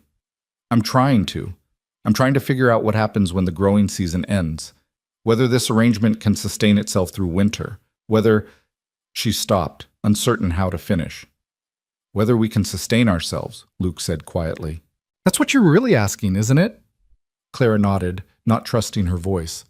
Luke was silent for a long moment, his eyes on the distant mountains. "I think about Evelyn sometimes," he said finally. "About what it would have been like if she'd been the one to step off that train. And the truth is, I can't really imagine it anymore. When I try to picture my life, my future, the person I see standing in the garden, sitting on this porch, the person I see is you." Clara's breath caught. "Luke, I'm not asking you to be her replacement," Luke continued, his voice steady. "I'm not asking you to be anything other than who you are, but I am asking if you might consider staying permanently. Not as hired help, not as a business partner, but as—" He paused, searching for words. "As whatever you want to be. Whatever we might become." Clara felt tears prick her eyes. "I don't know what I want to be. I came here thinking I was keeping a promise, doing one last thing for Evelyn, and then I'd leave and start over somewhere else. But now I can't imagine leaving. Can't imagine not seeing this garden through another season, not watching the ranch grow, not sitting on this porch and watching sunsets with you." "Then don't imagine it," Luke said, turning to face her fully. "Don't leave. Stay and we'll figure out the rest as we go." "What will people say?" "What they're already saying," Luke said with a slight smile. "The difference is, we'll know the truth. That this isn't scandal or convenience or any of the things they want to believe. It's just two people who found something unexpected and decided it was worth holding on to." Clara looked at him, really looked at him, seeing not the stranger from the letters, but the man who'd emerged through weeks of shared work and quiet conversations. He wasn't what she'd expected when she'd boarded that train. He was better, more real, more thoroughly himself than any imagined ideal could have been. "I have conditions," she said finally. Luke's expression turned serious. "Name them." "We continue as partners. Equal say in ranch decisions, equal share in profits. I won't be dependent on anyone's charity or goodwill ever again." "Agreed." "We take things slowly. No promises we can't keep, no assumptions about the future. We let this develop naturally, whatever it becomes." "Agreed." "And if it doesn't work, if we realize we've made a mistake, we part as friends. No bitterness, no regret. Just two people who tried something and it didn't work out." Luke extended his hand. "Agreed.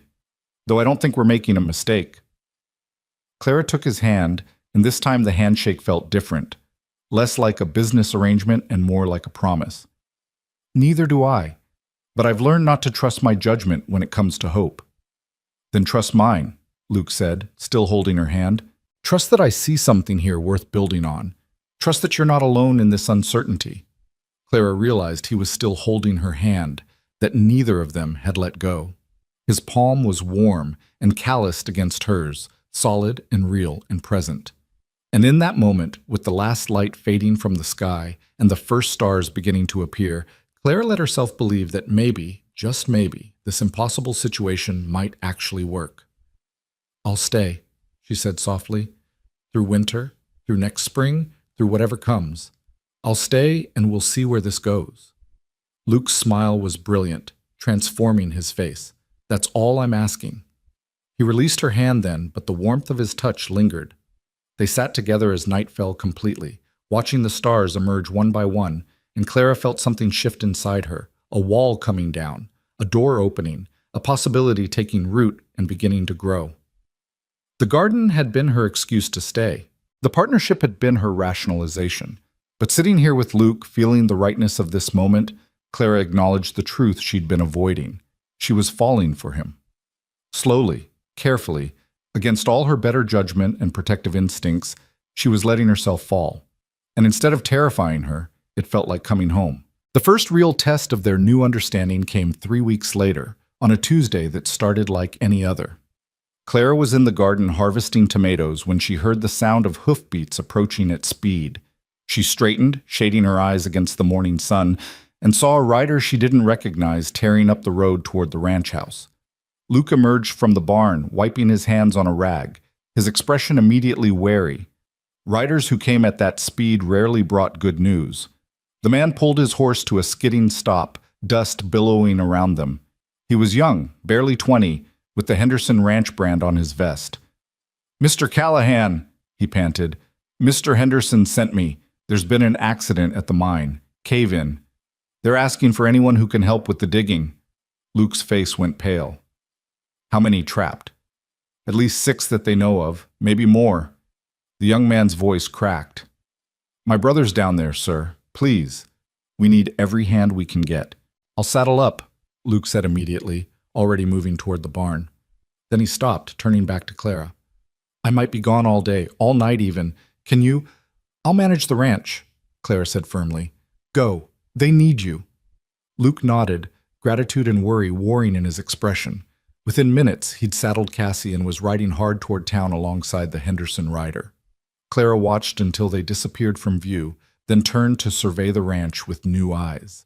For the first time since her arrival, she was completely alone here, completely responsible for everything. The morning passed in a blur of activity. Clara fed the chickens, checked the cattle in the near pasture, brought in water from the well. She harvested more tomatoes because they couldn't wait, weeded the bean rows because it needed doing, and tried not to think about men trapped in darkness beneath tons of rock. By afternoon, she'd run out of immediate tasks and found herself pacing the porch, unable to settle. What if Luke was hurt helping with the rescue? What if the mine collapsed further? What if he didn't come back? The last thought stopped her cold. When had Luke become so essential to her sense of security? When had this place, this life, become something she couldn't imagine losing? She was still wrestling with these questions when she heard a wagon approaching. This time it was Mrs. Chen, her small figure perched on the driver's seat with surprising command. "Miss Harper," Mrs. Chen called as she pulled up. "I thought you might appreciate company, and I brought supplies." She gestured to several baskets in the wagon bed. "The women are organizing. Food for the rescue workers, bandages, whatever might be needed. I thought you and I could prepare things here, then take them to the mine." Clara felt a rush of gratitude. "Thank you. I was going mad with waiting and not knowing." Mrs. Chen climbed down with practiced ease. "Waiting is harder than doing, so we will do." They worked together in the kitchen, Clara following Mrs. Chen's efficient directions. They made sandwiches, strong coffee, prepared clean cloths that could serve as bandages. Mrs. Chen moved through Luke's kitchen as if she knew it, and Clara realized she probably did, had probably helped Luke's mother in this same space years ago. "You care for him," Mrs. Chen said after a while.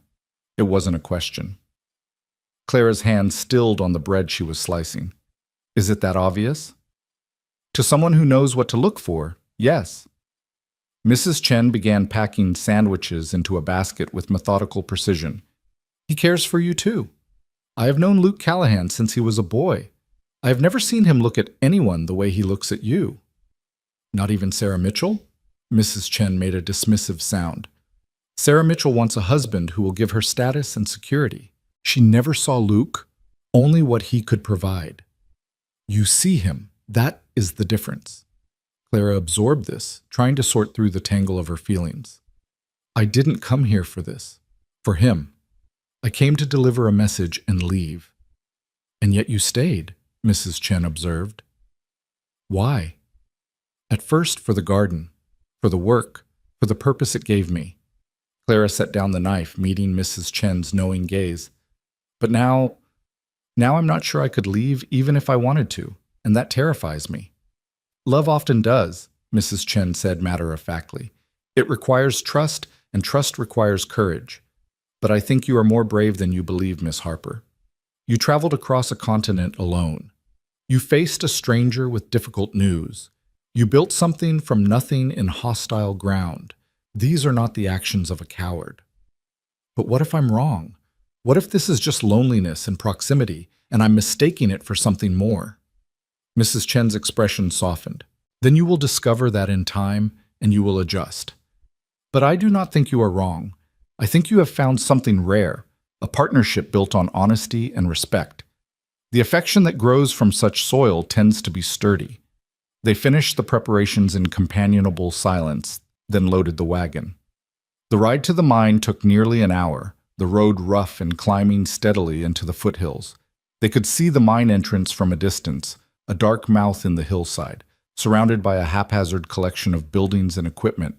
People swarmed around it like ants, and even from here Clara could hear shouting. The scene at the mine was controlled chaos. Men covered in dust and sweat worked in shifts, hauling rock and timber from the collapsed tunnel. Women tended a makeshift medical station, and children ran errands, carrying water and messages. Mrs. Chen directed Clara to set up their supplies near the medical area, and Clara scanned the crowd frantically for Luke.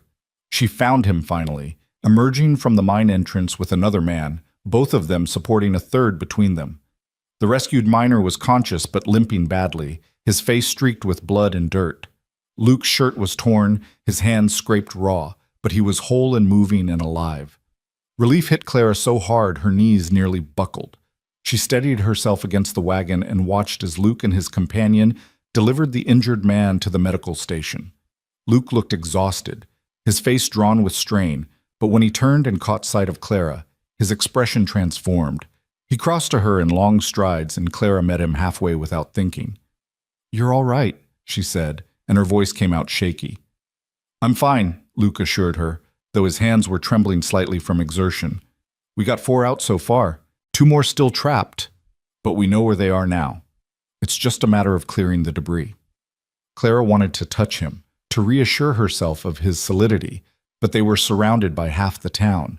Instead, she gestured to the supplies. "Mrs. Chen and I brought food and coffee. You should eat something." "In a minute, I need to—" Luke stopped, really looking at her for the first time. "You came." "Of course I came. I couldn't just stay at the ranch not knowing if you were—" Clara caught herself, aware of listening ears. "We wanted to help." Something passed between them, an understanding that went beyond words.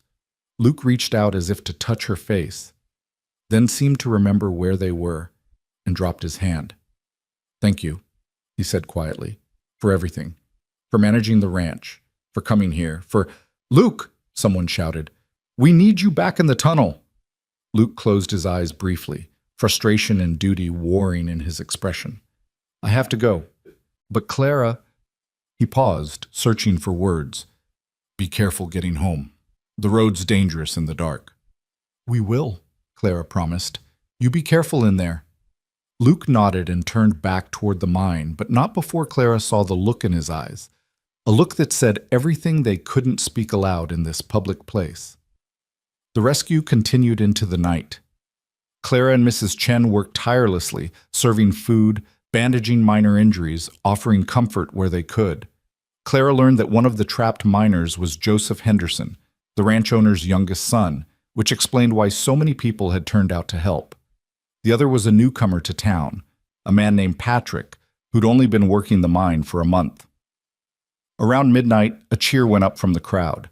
They'd reached Joseph Henderson, and he was alive. Battered and with a badly broken leg, but alive. His father wept openly as they carried him out, and his mother collapsed in relief. But Patrick was still trapped, buried deeper than Joseph had been, and the tunnel was unstable. The mine foreman called a halt to the digging, declaring it too dangerous to continue. Luke emerged from a heated discussion with the foreman, his face set in stubborn lines. Clara knew that look. She'd seen it when he'd decided she should stay at the ranch, when he'd defended her to Sarah Mitchell. It was the look of a man who'd made up his mind and wouldn't be swayed.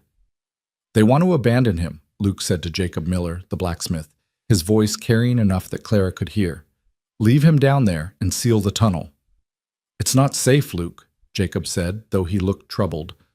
The whole thing could come down. The foreman's right to call it. There's a man alive down there, Luke said flatly. I heard him calling out 20 minutes ago. I won't leave him to die in the dark. You can't go back in alone, Jacob protested.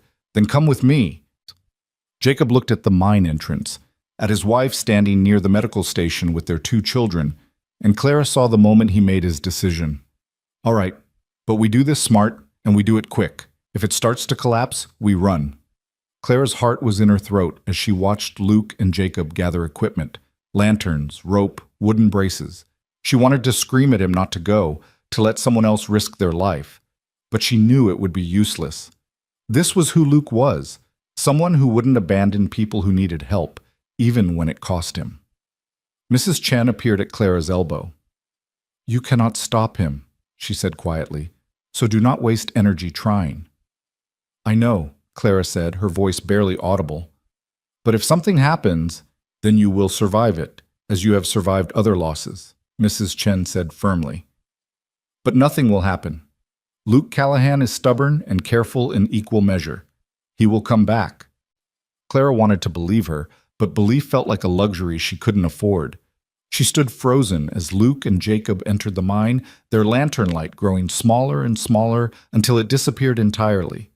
The waiting was agony. Minutes stretched into eternities. Other miners stood near the entrance, ready to mount a rescue if needed, but their faces were grim. Everyone knew the risks. Everyone understood what Luke and Jacob had undertaken.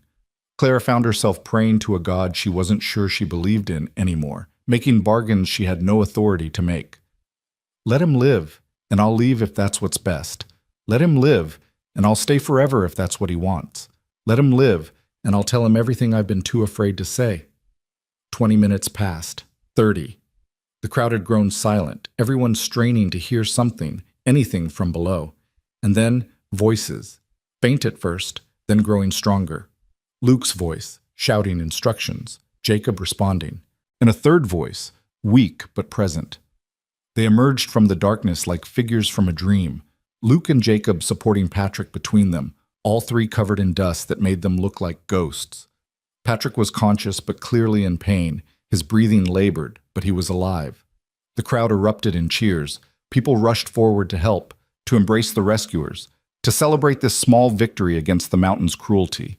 But Clara stood rooted to her spot, relief and anger and love surging through her in equal measure. Luke handed Patrick off to the medical team and stood swaying slightly, exhausted beyond measure.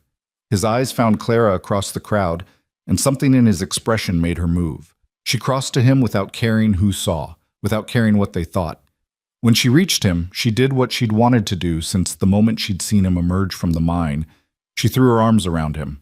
Luke stiffened in surprise for a moment, then his arms came up to hold her, and Clara felt him sag against her, finally allowing himself to feel the weight of what he'd just done. You idiot, Clara whispered against his shoulder. You brave, stupid, wonderful idiot. I had to, Luke said, his voice rough with dust and emotion. I couldn't leave him. I know, Clara said, pulling back just enough to look at his face. I know you couldn't. But Luke, if something had happened to you... She couldn't finish the sentence, couldn't voice the depth of the fear that had gripped her. But Luke seemed to understand anyway. I'm sorry, he said quietly. I'm sorry I scared you. Don't apologize for being who you are, Clara said. Just promise me you'll be more careful. Promise me you won't... Her voice cracked. Promise me you won't make me lose someone else. Luke's hands came up to frame her face, heedless of the dirt and blood on them, heedless of the crowd watching with undisguised interest. I promise, he said. Clara, I promise. Mrs. Chen materialized beside them, practical as always. Mr. Callahan needs medical attention. Those hands require cleaning and bandaging. Come. Luke allowed himself to be led to the medical station, and Clara followed, not willing to let him out of her sight. She watched as Martha Yates, who had some nursing training, cleaned and bandaged his scraped palms, checked him for other injuries, and declared him bruised but fundamentally sound. You should rest, Martha said firmly. You've been working for nearly 20 hours straight. I will, Luke promised, as soon as we get home. The ride back to the ranch was quiet. Mrs. Chen had taken her wagon back to town, leaving Luke and Clara to return together. Luke drove despite his exhaustion, his bandaged hands awkward on the reins but functional. Clara sat close beside him, ostensibly because the wagon seat was narrow, but really because she needed to feel his warmth, to reassure herself that he was truly there. The whole town will be talking by morning, Luke said after a while, a hint of amusement in his exhausted voice. About you embracing me in front of everyone? Let them talk, Clara said. I don't care. Don't you? Clara considered this. A month ago, she would have cared desperately, would have worried about propriety and reputation and what people thought. But something had shifted in those hours of waiting, of not knowing if Luke would emerge from that mine. No, she said finally, I don't. Because what they think doesn't change what's true. And the truth is that I was terrified of losing you, and I'm done pretending I don't care. Luke pulled the wagon to a stop, though they were still a mile from the ranch. He turned to face her in the darkness, only the stars providing light. Say that again, he said. Which part? The part about caring. Clara's heart was racing, but she met his gaze steadily. I care about you, Luke Callahan. More than is probably wise, more than I intended to, but I care. And seeing you risk your life tonight, I realized I can't keep hiding from that. Can't keep pretending this is just a business arrangement or a convenient partnership. It stopped being just business the moment you stepped off that train, Luke said softly. Maybe even before that, when I read the letters you wrote pretending to be Evelyn. There was something in those words, something real, that called to me even when I didn't know they were yours. Luke, I'm falling in love with you, Clara, he said, the words simple and direct and utterly sincere. I have been for weeks, maybe from the start, and I know it's complicated. I know there's Evelyn's memory between us. I know we've only known each other a short time, but standing in that mine tonight, not knowing if I'd make it out, all I could think about was you, about not getting to tell you this, about leaving you alone again after you'd already lost so much. Clara felt tears spilling down her cheeks, hot and unexpected. You can't just say things like that. Why not? Because it makes it real. Because once it's said, we can't take it back. I don't want to take it back, Luke said. Do you? Clara thought about Evelyn, about the sister who'd loved this man through letters and dreams. She thought about all the reasons this was complicated, all the ways it could end badly. And then she thought about Luke emerging from the mine, about the way her heart had stopped and restarted at the sight of him, about the future she could see stretching ahead if she was brave enough to reach for it. No, she whispered. I don't want to take it back. I'm falling in love with you too, Luke. Against my better judgment, against all my protective instincts, I'm falling. Luke's smile was brilliant even in the darkness. He cupped her face with his bandaged hands, gentle despite the awkwardness of the wrappings, and leaned in slowly, giving her time to pull away if she wanted. Clara didn't pull away. The kiss was soft, tentative, tasting of dust and coffee and promise. It was nothing like the kisses Clara had read about in novels. There were no fireworks, no earth-shattering revelations. It was simply Luke, solid and real and present, and it was perfect. When they pulled apart, both slightly breathless, Clara started to laugh. What? Luke asked, smiling despite his confusion. I came here to deliver a letter, Clara said. That's all I was supposed to do. Deliver a letter and leave. And instead I'm sitting in a wagon in the middle of the desert, kissing a man I've known for barely a month, and it feels like the most right thing I've ever done. Life has a way of surprising us, Luke said, taking her hand and lacing their fingers together. Sometimes the detours are better than the planned route. They sat there for a moment longer, hands linked, before Luke picked up the reins again and guided the horses toward home. Clara leaned against his shoulder, exhaustion finally catching up with her, and felt something settle in her chest. A sense of rightness, of belonging, of finally arriving somewhere she was meant to be. The ranch house was dark when they arrived, but it didn't feel empty anymore. It felt like home. Luke took care of the horses while Clara lit lamps and started coffee, and when he came inside, they sat at the kitchen table just holding hands, too tired for words, but not wanting to separate just yet. What happens now? Clara asked eventually. Now you stay, Luke said simply. Not as a business partner, not as a guest, but as someone building a life here. With me, if you'll have me. I thought we were taking things slowly, Clara reminded him with a slight smile. We are, Luke said, slow enough to do things right. But I want you to know my intentions, Clara. I want a future with you. However long it takes to get there, whatever form it takes, I want you in it. Clara squeezed his hand. I want that too. But Luke, there's something you should know, something I need to tell you about Evelyn, about those letters. Luke's expression grew serious. All right. Clara took a deep breath, knowing this conversation was necessary, knowing it might change everything. The letters I wrote after she died, they weren't all lies. Some of the feelings I wrote about, some of the hopes and dreams, they were mine as much as hers. Maybe more. I think part of me was falling for you even then, even as I pretended to be her. And I felt so guilty about that, like I was betraying her memory by wanting what she couldn't have. Clara, let me finish, she said. I need to say this. Evelyn wanted me to stay, wanted me to have this life. She said so in her letter, but I keep wondering if she knew, if she suspected that I'd developed feelings for you through those letters, and if she did, whether her dying wish was actually a blessing or a burden. Luke was quiet for a long moment, processing this. Do you think Evelyn would be angry? He asked finally. About us? Clara considered this carefully. No, I think she'd be happy. She loved me and she wanted me to have a good life. She wrote about you with such admiration, such hope. I think she'd be glad that something good came from all the pain. Then let's honor her by living well, Luke said, by building something real and honest and true.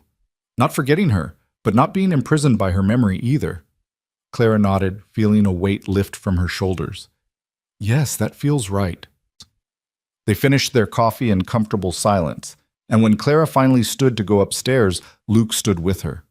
At the base of the stairs, he pulled her close for another kiss, this one deeper, more assured. Good night, Clara, he murmured against her lips. Good night, Luke. Clara climbed the stairs to her room, though increasingly it felt less like a guest room and more like her space in a shared home. She changed into her nightgown and lay in bed, watching moonlight paint patterns on the ceiling, and thought about how much had changed since she'd stepped off that train. She'd come to Dust Valley carrying grief and guilt and a message she dreaded delivering. She'd expected to stay a few hours, maybe a day at most. Instead, she'd stayed weeks, then months. She'd built a garden and a business and something that looked remarkably like a future, and she'd fallen in love. It wasn't the love story Evelyn had imagined. Wasn't the fairy tale ending where the mail-order bride arrived and everything fell perfectly into place. It was messier than that, more complicated, built on a foundation of loss and deception and gradual truth. But it was real. And real, Clara was discovering, was infinitely better than imagined. The next morning, Clara woke to the smell of coffee and something else, something sweet. She dressed quickly and hurried downstairs to find Luke in the kitchen, awkwardly attempting to flip pancakes with his bandaged hands. You should be resting, Clara said, moving to take over. I wanted to do something nice, Luke protested. After everything yesterday, I wanted... He stopped, looking sheepish. I'm making a mess of it, aren't I? Clara surveyed the batter-splattered stove and the slightly burnt pancakes. A bit, but it's the thought that counts. She nudged him aside gently. Sit. Let me finish these, and then we need to talk about those hands. The bandages need changing. They ate breakfast together, and Clara carefully unwrapped and rewrapped Luke's hands, cleaning the scrapes and applying fresh ointment. His hands were healing well, no signs of infection, but they'd be sore for days. I need to check on the cattle, Luke said, and the garden probably needs attention after 2 days of neglect. The garden's fine, Clara assured him. I managed some watering yesterday morning before the mine emergency, but Luke, you need to rest. Your body needs time to recover. I've rested, Luke said, though the dark circles under his eyes suggested otherwise. I can't just... A knock at the door interrupted him. Clara answered it to find Morrison standing on the porch, looking uncomfortable. Morning, Miss Harper. Is Luke available? He's here, Clara said, stepping aside to let Morrison enter. Morrison twisted his hat in his hands. Luke, there's a town meeting this afternoon. About the mine. The foreman's recommending they close it permanently. Says it's too unstable, too dangerous.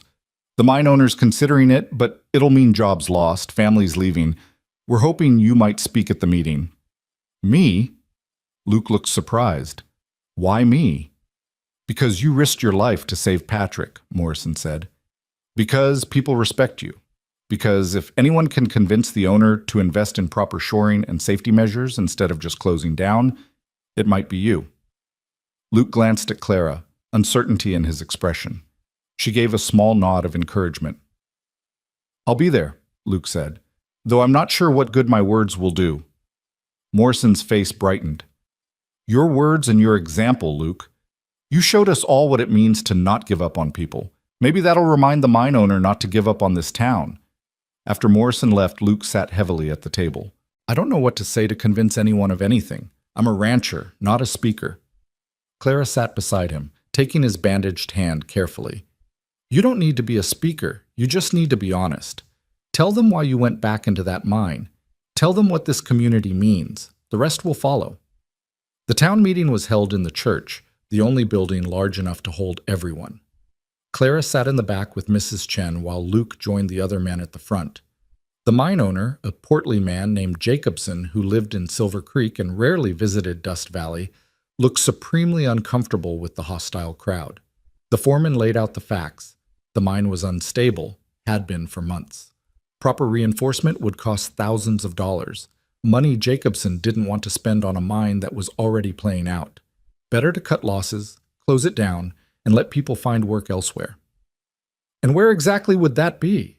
someone shouted from the crowd. "There's no other work within 50 miles. The meeting dissolved into chaos, everyone shouting at once. Jacobson looked ready to flee, and Clara could see the decision calcifying in his mind. Close the mine, wash his hands of Dust Valley, let the town die. Then Luke stood up. He didn't shout, didn't demand attention. He just stood there, and gradually the room quieted. People turned to look at him, this man who'd risked everything to save a stranger, who bore the bandages to prove it. "Mr. Jacobson," Luke said, his voice carrying clearly in the sudden silence, "I'm not going to pretend to understand mining or business economics. I'm a rancher. I know cattle and land and how to make something grow in hostile conditions. But I know this too. Dust Valley is hostile conditions. It's hard land, harsh weather, and limited resources. Every person in this room has chosen to stay here anyway, to build lives and families in a place that fights them every step of the way." He paused, and Clara could see him gathering his thoughts, finding the words. "Yesterday, I went into an unstable mine to pull out a man I'd never met. People said it was heroic, but it wasn't. It was just refusing to give up on someone when giving up would have been easier.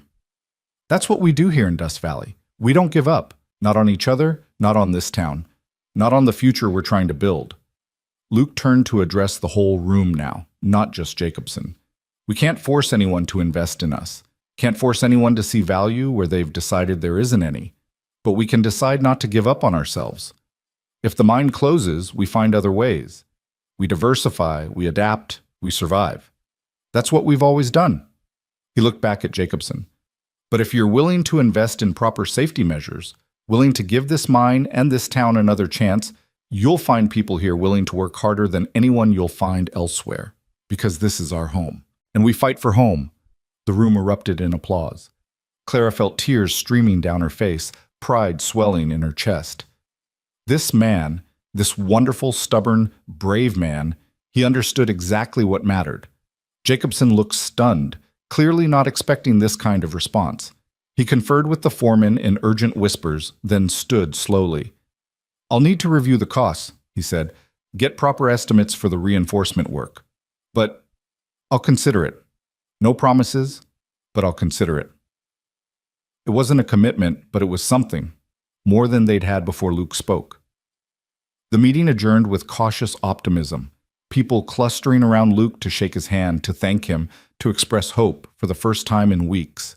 Clara waited until the crowd thinned before approaching. Luke saw her and smiled, exhaustion and relief evident in his expression. "You were wonderful," Clara said.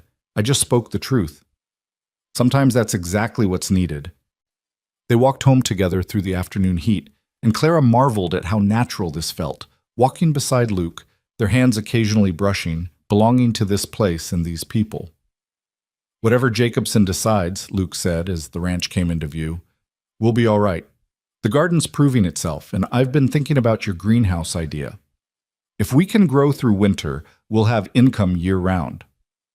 "We'll need to expand the operation for that," Clara said, her mind already working through logistics. "Maybe hire someone to help with the heavier work." "Partners," Luke said, smiling, "making plans together." "Partners," Clara agreed. "And maybe, eventually, something more." Luke stopped walking, turning to face her fully. "Clara Harper, are you suggesting what I think you're suggesting?" Clara felt heat rise in her cheeks but held his gaze. "I'm suggesting that we keep building this. The ranch, the garden, us. I'm suggesting that when you're ready, when we're both ready, we make this permanent, legal, real, in every sense." "I'm ready now," Luke said immediately. "Luke, I know, slow, careful, doing things right." He took her hands gently. "But Clara, I want you to know. When you're ready, whenever that is, my answer will be yes. Enthusiastically, completely yes." Clara stood on her toes and kissed him, there in the middle of the road, not caring who might see. "Soon," she promised. "Not today, not tomorrow, but soon, when we've had time to build something so solid that nothing can shake it." "Deal," Luke said, and kissed her again. They walked the rest of the way home hand in hand, and Clara thought about Evelyn's letter, about her final wish that Clara might find in Dust Valley what she herself never could. Evelyn had wanted her to have hope, to have purpose, to have love. And Clara had found all three. Not in the way anyone had expected, not through the path that had been planned, but real nonetheless, perhaps more real because it had been earned through honesty and work and the courage to risk her heart one more time. The garden waited for them, green and thriving in the desert heat. The ranch house stood solid against the wind, and the future, uncertain but promising, stretched ahead like the endless sky. Clara had come to Dust Valley to keep a promise to the dead. Instead, she'd found a promise to the living. And that, she thought, was exactly as it should be. The leaves began to turn in late September, painting the cottonwoods along the creek in shades of gold that reminded Clara of Philadelphia autumns. But unlike those gray city falls, here the gold was set against impossibly blue skies and red rock formations that seemed to glow in the slanting light. Clara had been at the ranch for nearly 3 months now, and the changing season felt like a marker of transformation, not just in the landscape, but in her life. The garden had exceeded every expectation. The Saturday market had become a regular fixture of their week, with customers now arriving early to ensure they got Clara's tomatoes, her crisp lettuce, her perfectly formed squash. She'd started taking orders, planning next year's crops based on demand, and the ledger showed profits that made Luke shake his head in wonder. "We'll be able to hire help come spring," he said one evening, reviewing the numbers. "Maybe even start that greenhouse you've been sketching in the margins." Clara looked up from where she was mending one of Luke's shirts, a domestic task she'd taken on not because she had to, but because she wanted to. "The greenhouse will require significant investment. We should make sure we have reserve capital first." "Listen to you," Luke said with affectionate amusement. "Reserve capital.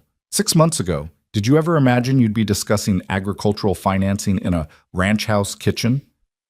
"6 months ago, I was measuring hems in a Philadelphia tenement," Clara said. "I never imagined any of this." Luke set down the ledger and crossed to where she sat, settling on the arm of her chair. His hands had healed completely, though thin scars remained across his palms, reminders of the mine rescue that had changed something fundamental between them. "Do you miss it?" he asked.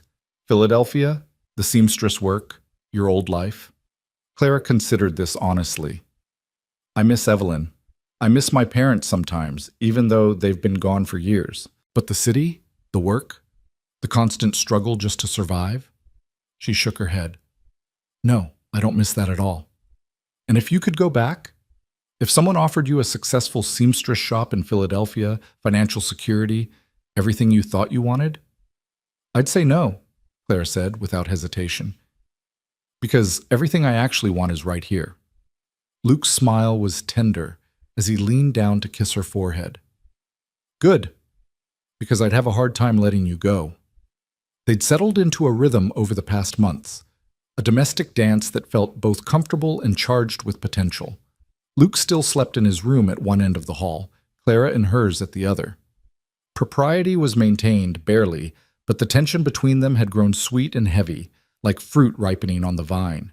Mrs. Chen had taken to visiting weekly, ostensibly to check on Clara's welfare, but really, Clara suspected, to assess the situation and ensure things were progressing appropriately. On one such visit, she found Clara in the kitchen making preserves from the last of the season's tomatoes. The garden has done well, Mrs. Chen observed, surveying the jars lined up on the counter. Better than anyone expected. Better than I expected, Clara admitted. The soil here is more responsive than I anticipated, and Luke's been invaluable. He has an instinct for the land, even if he doesn't always trust it. Mrs. Chen watched Clara work for a moment, her expression thoughtful. And the two of you? How does that progress? Clara felt heat rise in her cheeks. We're taking things slowly, getting to know each other properly. You have known each other for 3 months, Mrs. Chen said pragmatically. You work together, live together, build together. How much more knowing is required? I just want to be sure, Clara said. After everything that happened with Evelyn, after the deception and the complications, I want to be certain we're choosing each other for the right reasons. And what would be the right reasons? Clara paused, considering love, partnership, a genuine desire to build a life together, not just convenience or loneliness or… Clara, Mrs. Chen interrupted gently. You love him. He loves you. You have already built a life together. The only question remaining is whether you will formalize what already exists. The words hit Clara with unexpected force because they were true. Somewhere in the past months, without quite meaning to, she and Luke had created exactly what Evelyn had dreamed of: a partnership, a home, a shared future. The only thing missing was the public acknowledgement, the legal bond that would make it official. I'm afraid, Clara admitted quietly, what if I'm not enough? What if he realizes he wanted Evelyn all along and I'm just a substitute? Mrs. Chen's expression softened. Luke Callahan does not see you as a substitute. He sees you as Clara, the woman who saved his ranch, who challenges him, who stands beside him as an equal. That is not a consolation prize. That is a choice.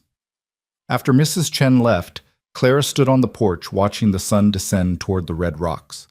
The sky was performing its nightly miracle, painting itself in colors that still took her breath away. She heard Luke's footsteps behind her and felt his presence before he spoke. Penny for your thoughts, he said, coming to stand beside her. I was thinking about choices, Clara said, about how we end up where we end up. All the small decisions that lead to big changes. Like deciding to get on a train to deliver a letter in person? Like that, yes. Clara turned to face him. Luke, do you ever regret it? Placing that advertisement, writing to Evelyn, all of it? Luke's expression grew serious.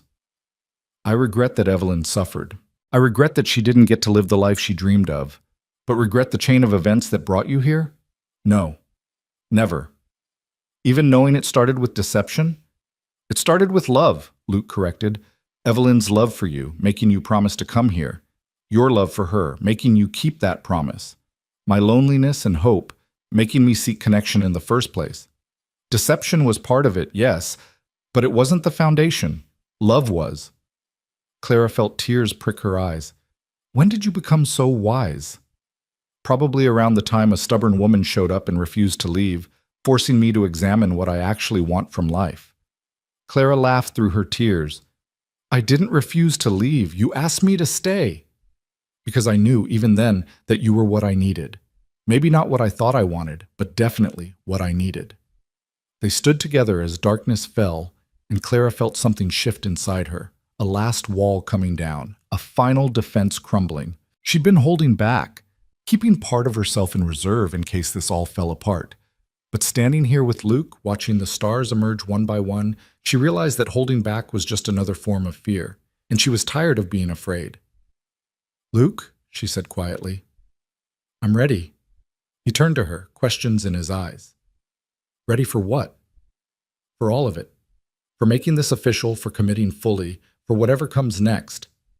I'm ready to stop protecting myself from the possibility of loss and start embracing the possibility of everything else.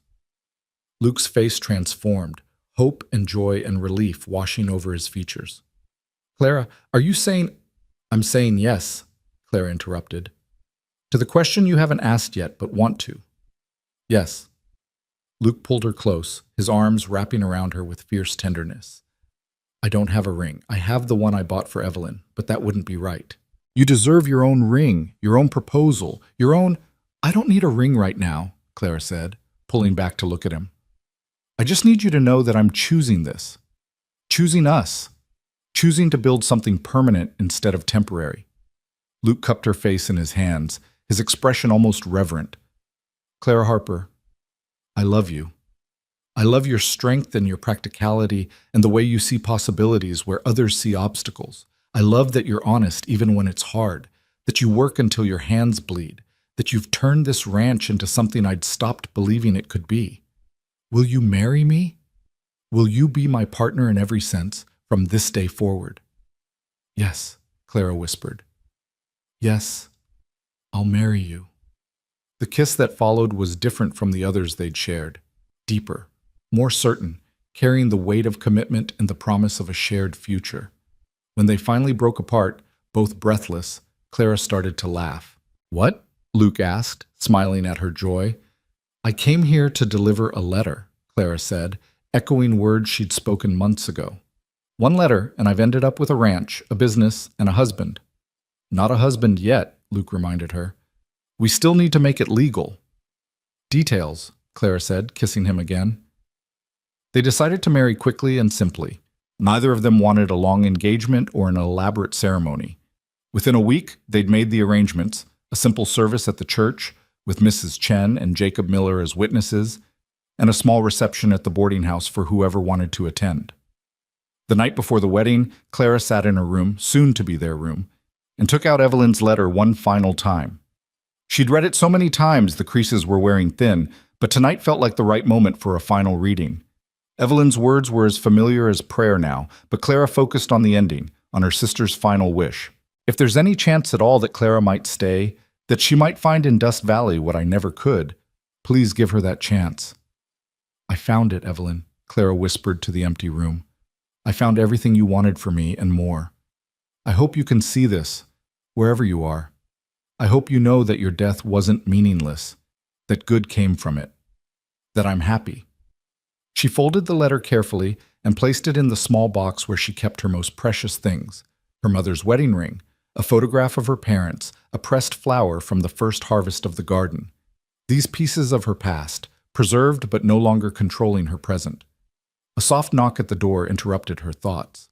Come in, she called. Luke entered, looking slightly sheepish. I know it's bad luck to see the bride before the wedding, but I couldn't sleep. Keep thinking about tomorrow, about everything changing. Nothing's changing, Clara said, standing to meet him. Everything's just becoming official. Luke crossed to her, taking her hands. I want you to know something. Tomorrow, when we say our vows, I'll be thinking about Evelyn too.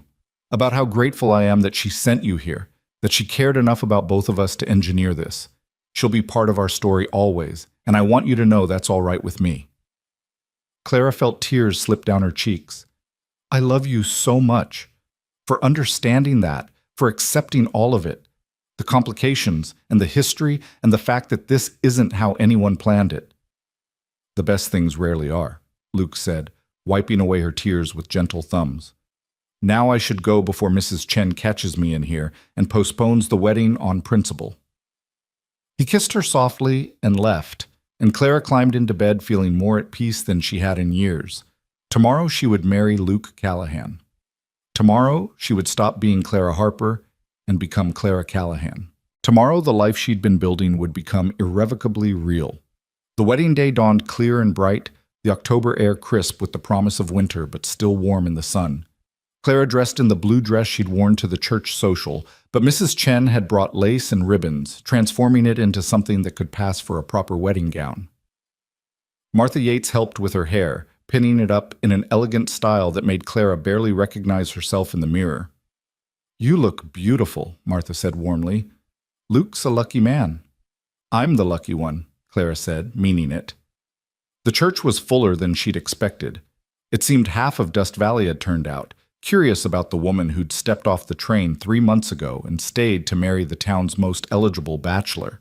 Clara saw faces she recognized from the market, from the mine rescue, from daily life in this small community that had somehow become hers. Sarah Mitchell was there too, sitting near the back with a carefully neutral expression. Clara caught her eye and was surprised to see not hostility, but something closer to acceptance. Perhaps even Sarah had finally understood that some battles weren't worth fighting. And then the music started, and Clara's attention focused entirely on the front of the church, where Luke stood waiting. He wore the same suit he'd worn to the social, but he'd gotten a fresh shave and his hair was neatly combed, and the look on his face as he watched her walk down the aisle made Clara's heart stutter. The ceremony was simple and short, the Reverend keeping his remarks brief and focused. They exchanged vows that they'd written themselves, promises to work together, to be honest with each other, to build a life worthy of the sacrifices that had brought them to this moment. When Luke slipped the ring on her finger, a simple gold band he'd purchased in Silver Creek the week before, Clara felt the weight of it like an anchor tethering her to this place, this man, this future. "I now pronounce you husband and wife," the Reverend said with a smile. "You may kiss your bride." Luke did, thoroughly and enthusiastically, and the church erupted in applause and cheers. Clara laughed against his lips, joy bubbling up from somewhere deep inside, and when they broke apart, she saw the same joy reflected in Luke's eyes. They walked back down the aisle together, and Clara caught Mrs. Chen's eye. The older woman was crying openly, dabbing at her eyes with a handkerchief, and she mouthed, "I told you so," as they passed. Clara grinned and squeezed Luke's hand tighter. The reception at the boarding house was loud and cheerful, with food provided by half the town and music from the same band that had played at the social. Clara danced with Luke, with Jacob Miller, even with Morrison, who apologized for his wife's initial coldness and wished them both happiness. As the afternoon wore on and the celebration showed no signs of slowing, Luke leaned close to Clara's ear. "Think anyone would notice if we slipped away?" "Everyone would notice," Clara said. "But I don't think anyone would mind." They made their goodbyes to Mrs. Chen and thanked the assembled guests, then escaped to the wagon. The ride home was different this time. No tension, no uncertainty, just the warm satisfaction of promises made and kept. The ranch looked the same as it always had, but crossing the threshold felt different. This was truly Clara's home now, legally and completely. She was no longer a guest or a business partner or a woman trying to figure out where she belonged. She was home. Luke carried her over the threshold, tradition winning out over practicality, and set her down gently in the parlor. "Welcome home, Mrs. Callahan." "Mrs. Callahan," Clara repeated, testing the name. "I like the sound of that." They stood in the center of the room, suddenly shy despite everything they'd been through together. It was Luke who finally broke the spell, taking Clara's hand and leading her toward the stairs. "I should warn you," he said as they climbed. "I moved all your things to our room this morning. Figured there was no point in maintaining separate spaces anymore." Clara smiled. "Our room? I like the sound of that too." The room that had been Luke's was now theirs, Clara's belongings mingling with his in a way that felt natural and right. The bed had fresh linens, Mrs. Chen's doing, no doubt, and evening light streamed through the windows, painting everything golden. Luke turned to Clara, suddenly serious. "I want you to know something. I'm glad it's you. Not as a consolation for Evelyn not being here, not as a second choice or a happy accident. I'm glad it's specifically you, Clara. I wouldn't want anyone else." "I know," Clara said. And she did. She'd finally stopped comparing herself to the woman from the letters, stopped wondering if she measured up to what Luke had been expecting. She was herself, and that was enough. More than enough. What followed was tender and tentative and entirely theirs. A claiming and a surrender, a beginning and a culmination. Clara had worried that the physical aspect of marriage would be awkward, colored by inexperience and uncertainty. But with Luke, it felt natural, an extension of the partnership they'd already built in every other aspect of their lives. Afterward, they lay tangled together in the growing darkness, and Clara felt a contentment so complete it was almost overwhelming. Luke's fingers traced lazy patterns on her shoulder, and she could hear his heartbeat steady and strong beneath her ear. "Are you happy?" Luke asked quietly. Clara thought about the question, about happiness and how it manifested, about the journey that had brought her here. She thought about Evelyn, about Philadelphia, about all the pain and loss that had preceded this moment. "Yes," she said simply, "I'm happy." The weeks that followed the wedding were busy ones. Word had spread about the success of Clara's garden, and she began receiving letters from other struggling ranchers asking for advice. She started writing back, sharing her knowledge freely, and soon a network was forming, small gardens springing up across the valley, each one following the principles Clara had proven worked in this harsh climate. Luke watched with pride as his wife became not just the heart of their ranch, but a resource for the entire community. "You're changing this place," he told her one evening as she drafted a response to a rancher in the next county, "making it more sustainable, more resilient." "I'm just sharing what I know," Clara said. "What my father taught me, what I learned through trial and error." "You're doing more than that," Luke insisted. "You're giving people hope, showing them there are ways to thrive here, not just survive." News came in November that Jacobson had decided to invest in the mine after all, installing proper safety equipment and reinforcing the unstable sections. It wasn't entirely due to Luke's speech at the town meeting, but Clara knew that speech had played a part. Luke had reminded Jacobson, and everyone else, that Dust Valley was worth fighting for. The mine reopened in December with new safety protocols, and families who'd been preparing to leave unpacked their belongings and settled back in. Patrick, the miner Luke had saved, stopped by the ranch one Sunday to thank them both. "I owe you my life, Mr. Callahan," he said, shaking Luke's hand. "And Mrs. Callahan, I hear the whole garden idea started with you. My wife's using your techniques, and we're eating fresh vegetables for the first time in years. So I owe you both more than I can repay." "You don't owe us anything," Luke said firmly. "Just pay it forward. Help someone else when you get the chance." As winter settled over the valley, Clara and Luke spent long evenings planning for spring. They sketched designs for the greenhouse, calculated costs, discussed crop rotations, and expansion strategies. But they also spent time simply being together, reading by lamplight, talking about dreams and memories, learning each other in ways that went beyond the physical. On Christmas Eve, Luke surprised Clara with a gift. A beautiful leather-bound journal with her initials embossed on the cover. "For recording your techniques," he explained. "Your father's knowledge, your innovations, everything you're learning. It should be preserved, written down properly so it can be shared more widely." Clara was touched by the thoughtfulness of the gift. "It's perfect. Thank you." "There's something else," Luke said, pulling out a smaller package. "I wanted you to have this." Clara unwrapped it carefully to find a locket on a delicate gold chain. Inside were two tiny photographs, one of Clara and Evelyn together, taken years ago in Philadelphia, and one of Clara and Luke on their wedding day. "Past and present," Luke said softly. "Your sister brought us together, and I wanted you to have a way to carry both of you with me, if that's all right." Clara felt tears streaming down her face as she fastened the locket around her neck. "It's more than all right. It's perfect." They spent a quiet Christmas together, just the two of them, and Clara reflected on how different this was from Christmases past. In Philadelphia, the holiday had meant cold rooms and sparse gifts, the shadow of loss hanging over everything. Here, in this ranch house with her husband, there was warmth and plenty and the deep satisfaction of a life well lived. As the year turned and 1886 began, Clara discovered she was pregnant. She'd suspected for a few weeks but wanted to be certain before telling Luke. On a cold January morning, she finally found the courage. "Luke," she said over breakfast, "I have something to tell you." He looked up from his coffee, immediately alert to the serious tone in her voice. "What is it? Is something wrong?" "No, nothing's wrong. Actually, something's very right." Clara took a deep breath. "I'm going to have a baby. We're going to have a baby." Luke's face went through a remarkable transformation, shock, then wonder, then pure joy. He stood so quickly his chair nearly toppled, crossing to Clara and pulling her into his arms. "A baby," he whispered against her hair. "Clara, we're going to have a baby." "Are you happy?" Clara asked, though his reaction made the answer obvious.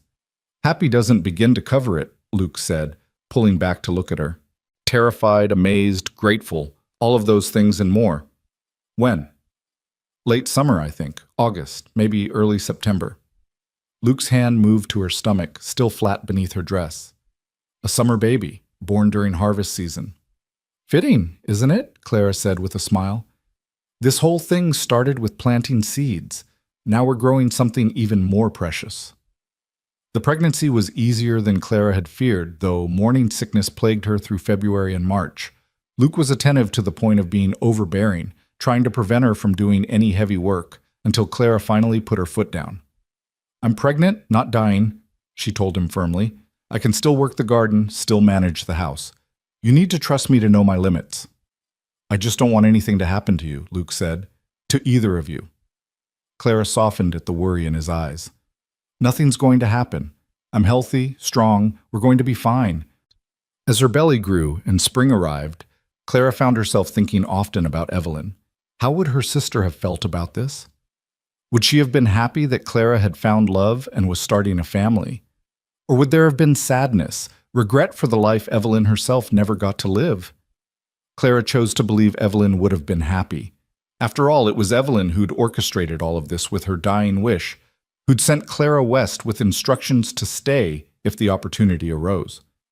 She'd wanted Clara to have exactly this: a home, a partner, a future filled with possibility. In late May, a letter arrived that made Clara catch her breath. It was from Philadelphia, from a lawyer she didn't recognize. With trembling hands, she opened it to find unexpected news. Her aunt's shop had finally sold, and after all debts were settled, there was a small inheritance. Not a fortune, but enough to make a difference. She showed the letter to Luke that evening. "It's not much, but it's something. We could use it for the greenhouse, or to expand the herd, or we could save it for the baby," Luke suggested. "Start an education fund. Make sure our child has opportunities we didn't." Clara felt warmth spread through her chest. "Our child. I'm still getting used to saying that." "Me too," Luke admitted. "But I like it. I like thinking about teaching a son or daughter to ride, to work the land, to understand this place the way we do." "What if it's a girl?" Clara asked. "What if she wants to do more than work the land?" Luke looked at her seriously. "Then we'll support that. Make sure she has the education and resources to do whatever she dreams of. Boy or girl, our child will have choices. That's what we'll give them, choices." As summer approached, the garden flourished under Clara's expert care, even as her growing belly made some tasks more challenging. She'd hired a young man named Tom to help with the heavier work, and he'd proven reliable and eager to learn. The greenhouse construction had begun in April, and by June its frame stood skeletal but promising against the sky. Clara stood admiring it one evening, one hand on her swollen belly, when Luke came up behind her and wrapped his arms around her, his hands covering hers. "Next winter we'll be growing food in there," he said, "providing fresh vegetables year-round. You've transformed this ranch, Clara, made it something I never dreamed it could be." "We transformed it," Clara corrected. "Together. That's how this works. Together." "Together," Luke agreed, kissing her temple. On August 15th, on a day when the heat hung heavy and still over the valley, Clara's labor began. It was long and difficult, and there were moments when Clara wondered if she had the strength to see it through. But Mrs. Chen was there, experienced and calm, and Luke was there holding her hand, and Martha Yates assisted with quiet efficiency. As dawn broke on August 16th, Clara gave one final push and heard the most beautiful sound in the world, her baby's first cry. "A girl," Mrs. Chen announced, placing the squalling infant on Clara's chest. "A healthy, strong girl." Clara looked down at her daughter, red-faced and furious and absolutely perfect, and felt love so overwhelming it took her breath away. Luke was crying openly, his hand gentle on the baby's dark head. "She's beautiful," he whispered. "Clara, she's perfect." "What should we name her?"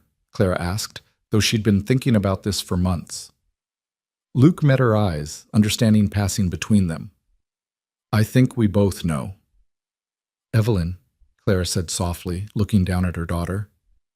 Evelyn Harper Callahan. So that part of her lives on, so that the woman who brought us together is remembered. Evelyn, Luke agreed, his voice thick with emotion.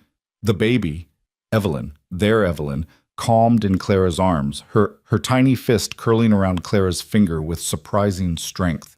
Clara looked at her daughter and saw the future. This child would grow up knowing love and security, would have opportunities and choices, would understand that sometimes the wrong person arrives at exactly the right time. As the sun climbed higher and the day grew warm, Luke and Clara sat together in their room with their daughter, forming a family unit that had seemed impossible just a year ago. Clara thought about the letter that had brought her here, about Evelyn's dying wish, about all the unlikely events that had led to this moment. She'd come to Dust Valley with grief and guilt and a message to deliver. She'd expected to stay a few hours, to discharge her duty and move on to whatever came next. Instead, she'd found a home, a partner, a purpose, and now a daughter. Life, Clara had learned, didn't unfold according to plans. It unfolded according to choices. The choice to stay when you could leave, to trust when you'd been hurt, to love when you'd sworn you wouldn't risk it again. What are you thinking? Luke asked softly, careful not to disturb the sleeping baby. Clara looked at her husband, at their daughter, at the life they'd built together from fragments and hope and stubborn determination. I'm thinking that Evelyn was right, that there was something worth finding in Dust Valley, something worth staying for. And what was that? Clara smiled, leaning into Luke's embrace. Everything. Absolutely everything. Outside, the desert wind carried the scent of growing things. The garden in full production, the greenhouse nearly complete, the promise of another harvest. The red rocks stood eternal against the sky, and the sun traced its familiar arc toward evening. This was home now, deeply and completely. Not the home Clara had imagined when she'd boarded that train in Philadelphia, but something better, something real and earned and built with her own hands, something that would endure. Years later, when young Evelyn was old enough to understand, Clara would tell her about the aunt she was named for, about the letters that brought two strangers together, about the garden that became a business and the business that became a life. She would tell her daughter about choices and courage and the importance of keeping promises, even when they lead you somewhere unexpected. But for now, in this perfect moment, Clara simply held her family close and watched the sunset paint the sky in those nameless, beautiful colors. The woman who'd stepped off the train 15 months ago, uncertain, grieving, carrying a message for a stranger, that woman was gone. In her place was Clara Callahan, wife, mother, partner, pioneer. A woman who'd taken deception and loss and transformed them into something true. A woman who'd planted seeds in hostile ground and watched them grow into abundance. A woman who'd come to deliver a letter and stayed to build a legacy. The desert had kept its promise after all, Clara thought, as she kissed her daughter's soft head. It had taken everything she'd brought, her pain, her fear, her carefully guarded heart, and given her back something infinitely more precious. It had given her home. And that, Clara knew with absolute certainty as she sat surrounded by the love she'd never expected to find, was exactly where she was meant to be. Not because fate had decreed it or because destiny had intervened, but because she'd made a choice to stay, to trust, to love, to build. The wrong woman had stepped off that train in Dust Valley, but somehow, impossibly, miraculously, she'd turned out to be exactly right.